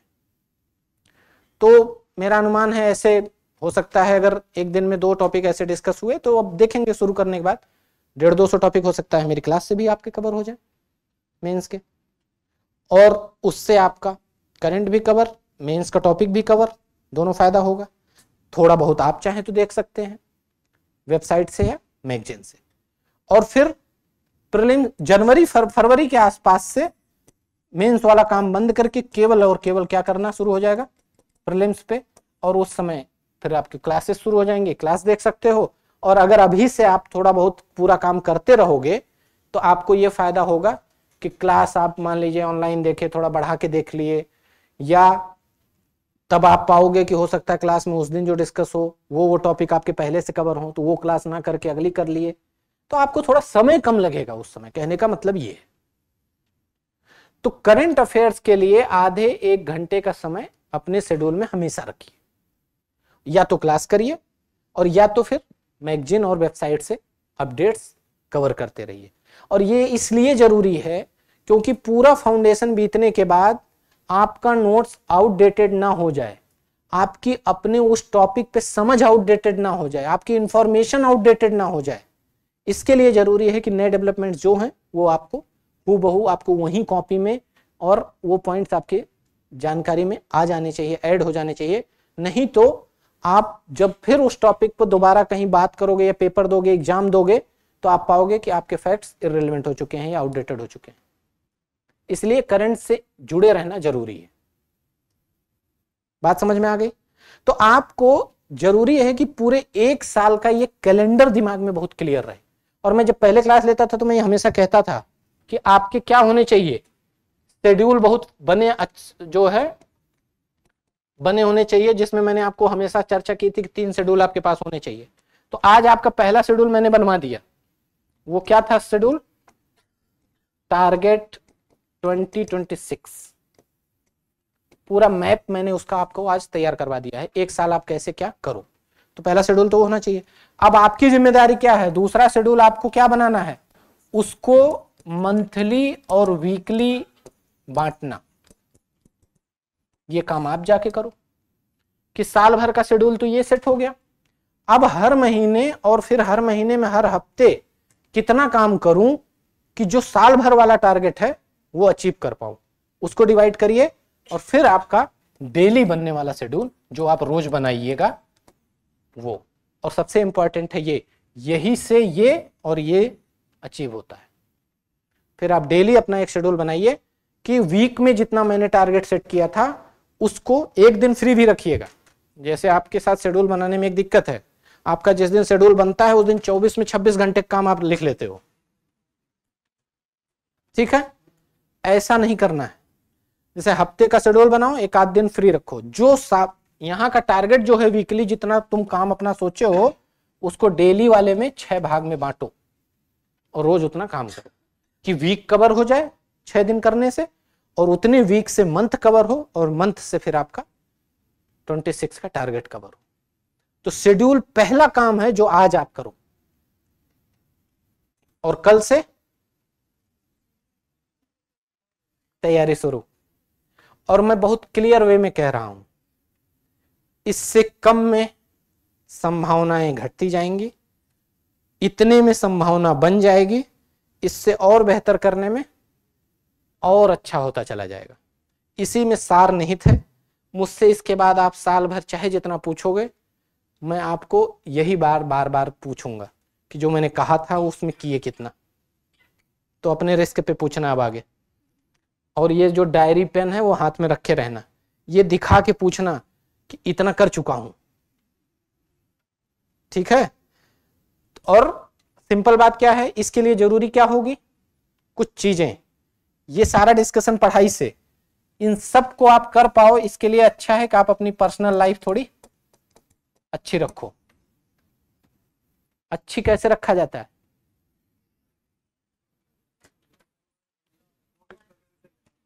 सबसे बड़ी बात डिस्ट्रैक्शन एंड डिस्टर्बेंसेस,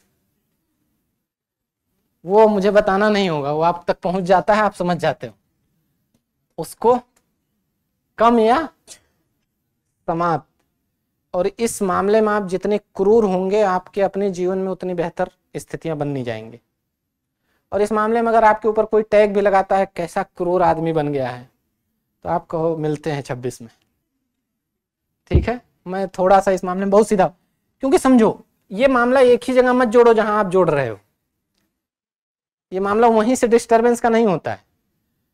कई लोग अपना घर परिवार छोड़ के दिल्ली आके आप एक रूम में रह रहे हो, तैयारी, या जिस भी शहर में रह रहे हो तैयारी कर रहे हो, लेकिन आप, मैं हमेशा कहता हूं आपको वहां भेजा जाता है किस लिए,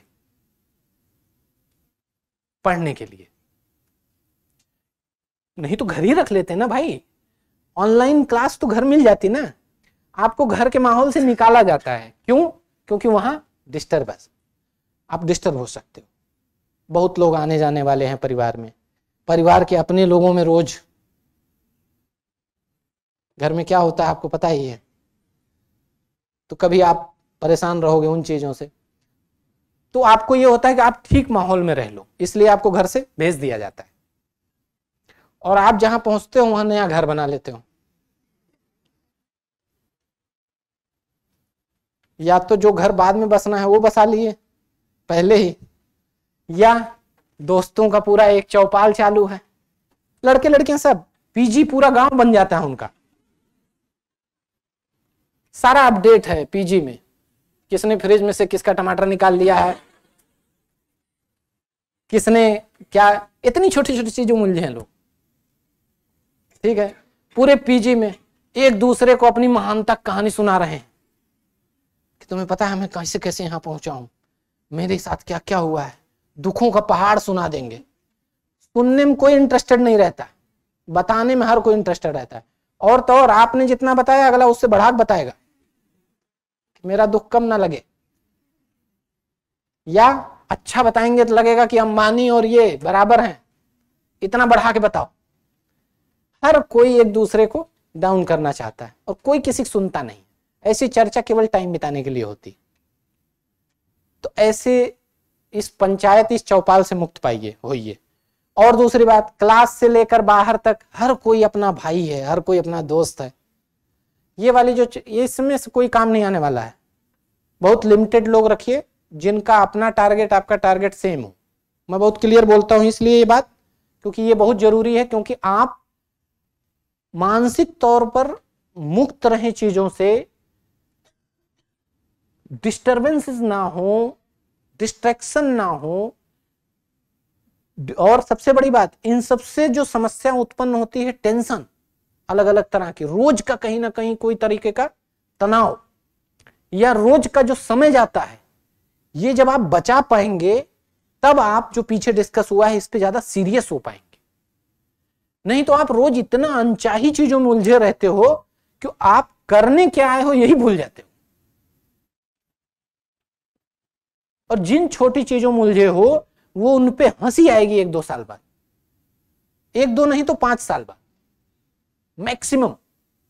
जो मैं पहले हर जगह जाता हूं, मैं क्या कहता हूं, आज जैसे क्या होता है, अब आजकल स्टूडेंट से मिलो तो अकेले बात करना है सर, बात क्या करनी रहती है वो आप जानते हो, बवाल चल रहा होता है लाइफ में, यही होता है। अब आप सोचो कि उस तरह के माइंडसेट में आप कैसे पढ़ सकते हो जब आप कहीं ना कहीं किसी न किसी तरीके से हमेशा तनाव में। और अगर समझाओ भी तो कई बार समझाने वाले भी समझते हैं क्या, अरे सर कैसे बताएं, रह ही नहीं सकते। और मैं हमेशा फिर वही कहता हूं, लाइफ में इस समय, चाहे वो दोस्त हो, चाहे वो पार्टनर हो, चाहे वो पीजी वाला गांव हो आपका, चाहे कोचिंग वाली पूरी पंचायत हो, चाहे वो आपकी जो है चौराहे वाले लोग हों, पूरा एरिया जितना तक आपकी पहुंच है, जहां तक ये अपना भाई है वाला बात चल रही है, ये सारे लोग, और घर तक जिसको आपको जैसे जो एकदम पर्सनल होता है, जहां लगता है अरे इसके बगैर तो सांस ही नहीं आएगी। मैं हमेशा कहता हूं यहां से 3 महीने से 3 साल में आपसे उससे बोलचाल खत्म हो जाएगी। ऐसे लोग आपकी लाइफ में आप मिलेंगे भी नहीं 3 साल बाद।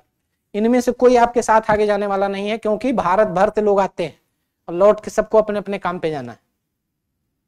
तो आज आप जो समय और ऊर्जा कहीं दे रहे हो, चाहे वो पीजी हो, चाहे वो पंचायत हो, चाहे कहीं हो, ध्यान रखना कि उस और समय और ऊर्जा का निवेश का प्रतिफल आपको क्या मिलने वाला है। ये बात हमेशा ध्यान रखना। उस ऊर्जा, अपना समय और आपकी ऊर्जा सही दिशा में लगे और आपका समय सही जगह जाए, इसीलिए आपको घर से भेजा गया था। बेसिक बात यही थी, नहीं तो सुविधा घर पे भी हो सकते थे पढ़ने की। तो आप उसका सदुपयोग करें। मैं इससे ज्यादा नहीं जाऊंगा, नहीं तो आपको ज्यादा हर्ट होने लगेगा, क्योंकि सच्चाई जब सामने दिखाई जाती है तो बहुत बुरा लगता है उस समय। मैं ये नहीं कह रहा हूं कि इस मामले में रेडिकल हो जाओ, लेकिन हाँ लिमिटेशंस रखो। जैसे यूपीएससी की तैयारी में आपको पूरा गांव लेके चलने की जरूरत नहीं है। कुछ लोग हों, अच्छा ग्रुप हो, और वही अंतिम मेरा डिस्कशन है इंटरव्यू का इसके बाद।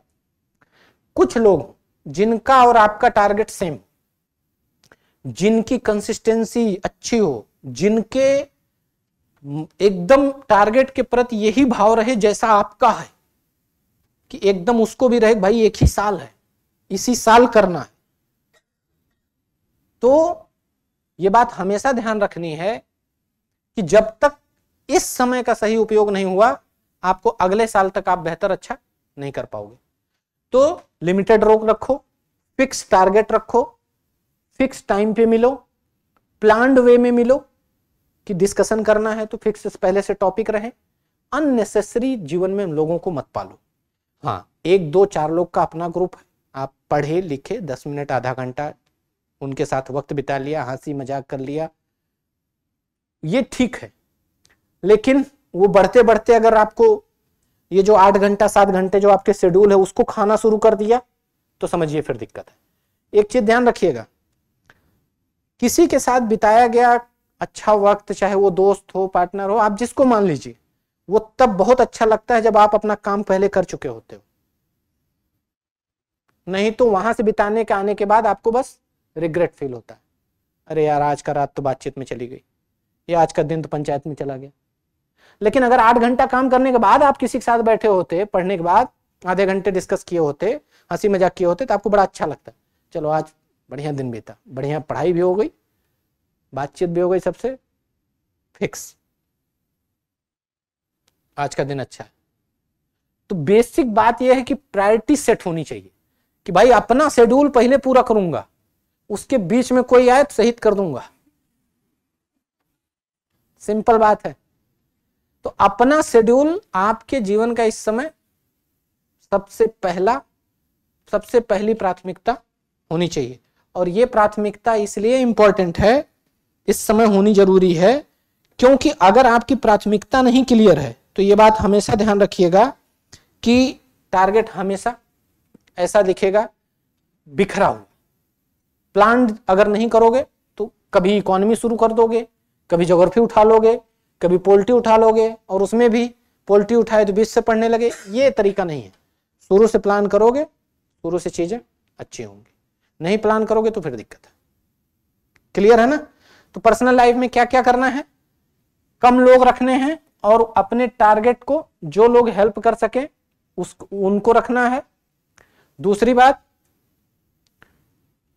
कि थोड़ा बहुत, ये सब आपको लेकर बड़ा बोरिंग लगेगा, लेकिन कुछ ना कुछ ऐसी फिजिकल एक्टिविटी जो आपके माइंड को थोड़ा सा रिलैक्स करे, जिसमें आपको ऐसा कर सकते हो कि अभी तो आपको लगता होगा क्या ही आप जो है इस उम्र में मुझे योगा और मेडिटेशन की तरफ ले जा रहे हैं, लेकिन नहीं, आप योगा मेडिटेशन करो या कुछ करो, 10 मिनट 20 मिनट रनिंग ही कर लो, जो कुछ भी करो, आधे घंटे आप अगर थोड़ा समय इस पे दोगे तो ऐसे होता क्या है कि आपको भी पता है, पढ़ते हो, हार्मोन्स आपको अच्छे सिक्रेशन, अच्छे हार्मोन्स का सिक्रेशन होगा, थोड़ा आप खुश रहोगे, थोड़ा आपकी फिजिकल हेल्थ, बॉडी हेल्थ अच्छी रहेगी।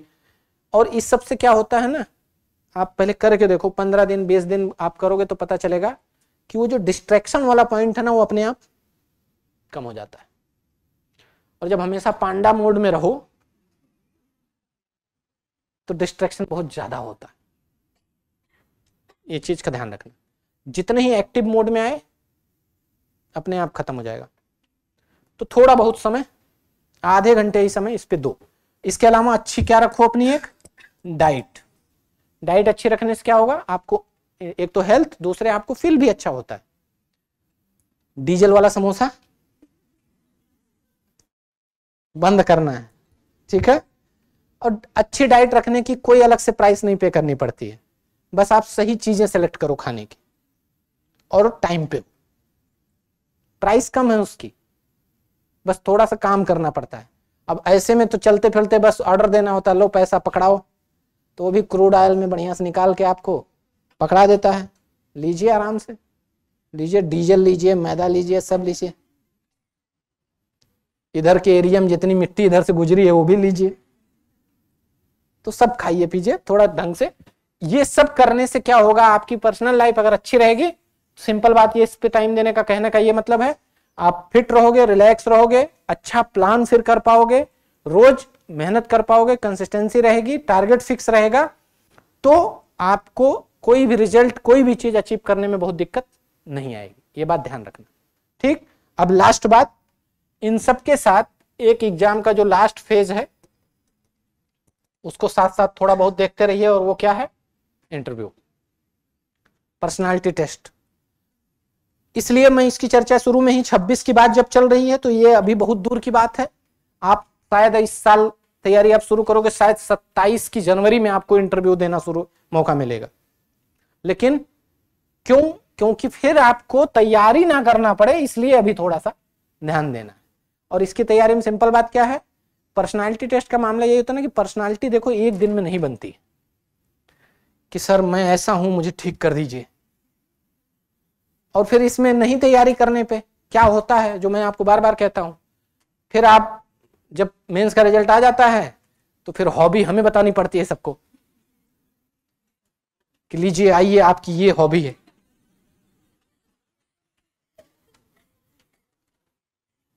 यही होता है 90% केसेस में। यूपीएससी में जितने डेफ डिटेल एप्लीकेशन फॉर्म जो होता है भरे जाते हैं, उसमें 90% में हॉबी दूसरे वाली ही रहती है, खुद की हॉबी दूसरे से पूछनी पड़ती है। ये ना हो आपके साथ। दूसरा क्या ना हो कि सर हम आज तक कभी किसी के सामने बोले ही नहीं है, हॉस्टल में बोले हैं बस, इसके अलावा हम कहीं बोले ही नहीं है, अब मुझे झिझक होती है, तो वो दिक्कत आती है। तीसरा कि जब बोलते हैं तो कोई बात स्पष्ट नहीं है, कहना चाहता हूं कि मतलब मैं ये सर की, ये जी की, अब मतलब यह कह रहा हूं कि मैं ऐसे बोलते, अभी यहां खड़ा करा दें तो ऐसे ही आवाज निकलना शुरू हो जाएगी। होता है ना, अभी आपको 5 लोग सामने बैठा दिए जाएं, हाँ बोलिए, तो फिर यही शुरू हो जाएगा, जी जय सर मैं कहना चाहता हूं कि मैंने भी देखा था, मतलब सर अभी जो कि,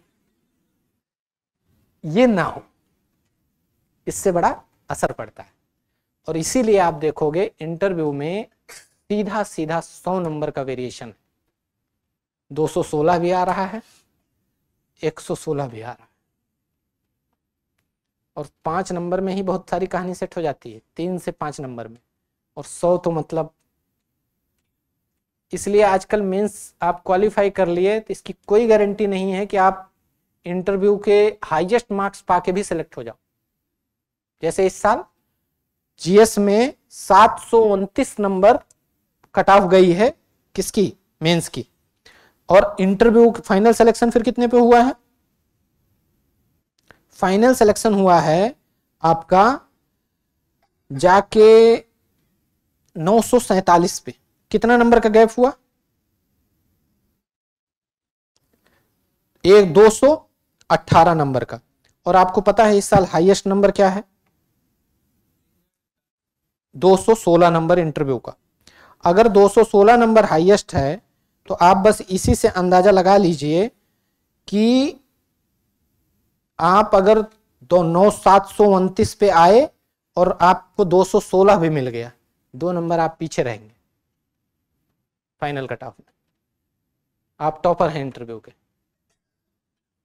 इसका मतलब क्या है कि मेंस में भी काम खूब अच्छे से करना है, वहां इतने नंबर ले आने हैं कि आपको इंटरव्यू में काम भर की जरूरत पड़े। एकदम यूपीएससी में इंटरव्यू भरोसे ही ना रहे आप। तो इसीलिए मैंने कहा कि अगर इस साल मेंस की तैयारी कर लोगे तो अगले साल आपको राहत रहेगी। क्लियर है ना? तो इंटरव्यू की तैयारी में 3-4 बातें आपको अभी से ध्यान रखनी है। क्या क्या? पहला, जिसको आप हमेशा बोलते हो, आपकी कम्युनिकेशन स्किल अच्छी होनी चाहिए। उससे ही बहुत कुछ डिसाइड हो जाता है। तो कम्युनिकेशन स्किल होने के लिए आपके पास क्या होना चाहिए? पहली बात तो जानकारी होनी चाहिए। वो कहां से आएगी? जब पढ़ोगे, जो पूरा सिलेबस कवर करोगे तो सबसे बेसिक बात क्या होगी? आपकी जानकारी बढ़ेगी। दूसरी बात है कि जानकारी आप बताते कैसे हो। जैसे कि आपसे पूछा गया कि ये बात बताओ, आप व्याख्या करना शुरू कर दिए पैरा में, वो अट्रैक्टिव नहीं होगा। आपसे पूछा गया कि बताइए, हाँ, तो आप अगर बोलिए कि हाँ ठीक है, कि अगर ऑपरेशन सिंदूर के बारे में मुझे कोई क्वेश्चन उठाया जा रहा है तो मैं तुरंत उसको पॉइंट्स में एकदम सटीक बात कैसे कह सकता हूं, तभी सामने वाले का इंटरेस्ट रहेगा सुनने में। और मैं अगर व्याख्या बताना शुरू कर दूंगा तो लगेगा अरे यार कहानी शुरू कर दिया, कब जाएगा, तो फिर सुनने वाला पसंद नहीं करता। एक तो विषय की समझ हो, जानकारी हो। दूसरा क्या है? उसकी प्रेजेंटेशन अच्छी हो, पॉइंट वाइज अच्छे से वो चीज आप क्या करो, बोलना सीखो हर बात को, कि कैसे कैसे जो है आप किसी चीज को बोल पाते हो। और इसके बाद वाली बात क्या है कि जब भी कहीं किसी के सामने हो, कोई झिझक ना हो बोलने। अगर आप में झिझक है तो शायद जानकारी रह के भी आपका कोई फायदा नहीं आएगा। और झिझक कैसे जाती है? प्रैक्टिस करने से, बोलने से, सीखने से। और वहीं आपका काम आएगा ग्रुप, जो मैंने आपको आज बताया कि 4-5 लोग, 3 लोग, 2 लोग का ग्रुप रखो। देखो ये ग्रुप बनाने के लिए बहुत लोग एक्टिव हो जाते हैं, लेकिन एकदम स्कैन करके रखना है, कोई घुसने ना पाए खराब। वो खराब घुस जाए भगा दो उसको। ग्रुप में क्या होना चाहिए इंपॉर्टेंट? पहली बात, 3 से 5 से ज्यादा वाला ना हो, इतने बहुत होते। दूसरा क्या हो? कभी कभी मिलना हो। ये नहीं कि आओ ग्रुप आ जाओ। जैसे क्या होना चाहिए? आपको जिस दिन मिलना है डिसाइड करिए। मान लीजिए डे रखा आपने संडे, फिर क्या करिए, 5 लोग हैं, 5 टॉपिक फिक्स कर लीजिए कि 5 लोग आओगे भाई, तो 5 ये टॉपिक हैं, अपना अपना टॉपिक पकड़ लो, एक एक लोग। और जब आए तो घेरा बना के खड़ा कर दो, 5 को ऐसे गोले में बैठा लो, और एक को बोलो कि अपना जो टॉपिक आए हो पढ़ के वो पूरा एक्सप्लेन करो, इतने अच्छे से एक्सप्लेन करो कि मुझे वो टॉपिक ना पढ़ना पड़े फिर, और उससे करवाओ एक्सप्लेन। और बाकी 4 लोग उससे खूब क्वेश्चन पूछो उस टॉपिक से रिलेटेड, काउंटर क्वेश्चन, कि यार ये बात समझ में नहीं आई, इससे ये क्या होगा, इसके फायदे क्या है, नुकसान क्या है, ऐसा क्या है, वैसा क्या है। ठीक है ना? इससे क्या होगा? ये फायदा होता है ग्रुप का कि 5 लोग 5 टॉपिक पढ़े, एक टॉपिक कोई पढ़ के आया तो 4 का काम हो गया। और यहीं बोलने से और यहीं प्रैक्टिस से आपके अंदर झिझक वाली बात भी, कम्युनिकेशन जो प्रेजेंटेशन वाली बात भी, ये सारी समस्या भी सॉल्व होती चली जाएगी। लेकिन अगर इसमें से कोई भी ये बहाना करे कि अरे नहीं दादाजी के दादाजी इस हफ्ते, मत सुनिए, बहुत जेन्युइन रीजन रहे तभी किसी को बख्शिए, नहीं तो अगर कोई बराबर योगदान नहीं दे रहा है तो उसको ग्रुप में रहने का अधिकार मत दीजिए, एकदम से क्रूरता के साथ। एक आध हफ्ते का मामला चल जाता है, और ये बड़ा सफल मॉडल रहा है, मैंने इसको आजमाया है मैं इंटरव्यू की तैयारी में, बहुत काम आता है। एक 5 टॉपिक 5 लोग तैयार कर लिए, कवर कर लिए, सब कुछ हो जाएगा। और उसमें एक चीज क्या हो जाएगी कि सबसे जरूरी बात यह है कि आपकी जो इंटरव्यू की तैयारी का एक आइडिया, जो आप 4 लोग के सामने बैठते, 5 लोग के सामने बैठते, या बोलने की आदत, या अपनी जानकारी को प्रेजेंटेशन उसको देने की आदत, ये बन जाएगी।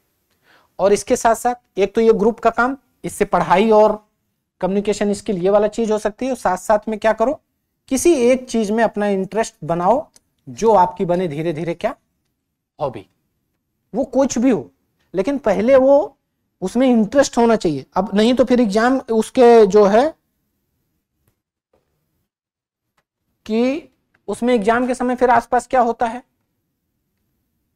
कि आपसे कोई भी चीज जब उस समय पूछी जाती है हॉबी में, तो आप कोई रास्ता खोजते हो आसान सा, खाना बनाना जानते, कुकिंग। कुकिंग दरअसल आपने चाय छोड़ के कुछ बनाया नहीं है, बहुत मेहनत पड़ी है, मैगी कभी बना लिया है, यही कुल कुकिंग है। और फिर इंटरव्यू वाला पूछता है कि भाई बताओ ये कोल्ड प्रेस्ड ऑयल क्या है, और कश्मीर से कन्याकुमारी तक का ऑयल पैटर्न बता दो, स्पाइस का पैटर्न बता दो। फिर कहते यार हम तो खुद खाए नहीं, हम क्या जाने कन्याकुमारी से कश्मीर का। तो फिर मुसीबत हो जाती है। Reading, watching film, cricket, playing cricket, अब ये इतनी बार हॉबी पड़ी रहती है कि उनको मजा ही नहीं आता उसमें। हॉबी रखिए कोई एक, कुछ भी अपना इंटरेस्ट आप समझिए कि आपकी पर्सनालिटी के हिसाब से आपका सच में इंटरेस्ट किस चीज में, और वो कोई यूनिक चीज रखिए। और जब आपकी वो इंटरेस्ट रहेगा, और हॉबी का मतलब ही होता है जिसपे आप ऐसा इंटरेस्ट जिसपे आप रोज समय थोड़ा दो, आधे घंटे ही अपनी पर्सनालिटी अपनी लाइफ में उसके लिए निकालिए, लेकिन वो काम मन से करिए। इससे फायदा क्या होगा, वो सच में आपकी हॉबी हो जाएगी। और जब सच में हॉबी हो जाती है तो जो आपके इंटरव्यू में बैठ के कॉन्फिडेंस का लेवल होता है बताने का कि ये मेरी हॉबी है, पूछे, और ये उसमें, और वो तब पूछते हैं, उनको पता होता है कि इससे पूछने लायक है, बहुत काम आता है। और मैंने इंटरव्यू के मार्क्स के पैटर्न में ये चीज देखी है, जो लोग अपनी हॉबी के साथ मेंटेन तैयार रहते हैं और कुछ यूनिक रखते हैं, उनसे डिस्कशन भी होता है, वो बताते भी हैं, और उनको नंबर भी अच्छे मिल रहे हैं। तो कम्युनिकेशन स्किल और हॉबी का पार्ट, ये 2 चीज इंटरव्यू की ऐसी हैं जो आपकी केवल एग्जाम के समय जब आप क्वालिफाई करो उस समय की तैयारी का पार्ट नहीं है, ये हमेशा का पार्ट है।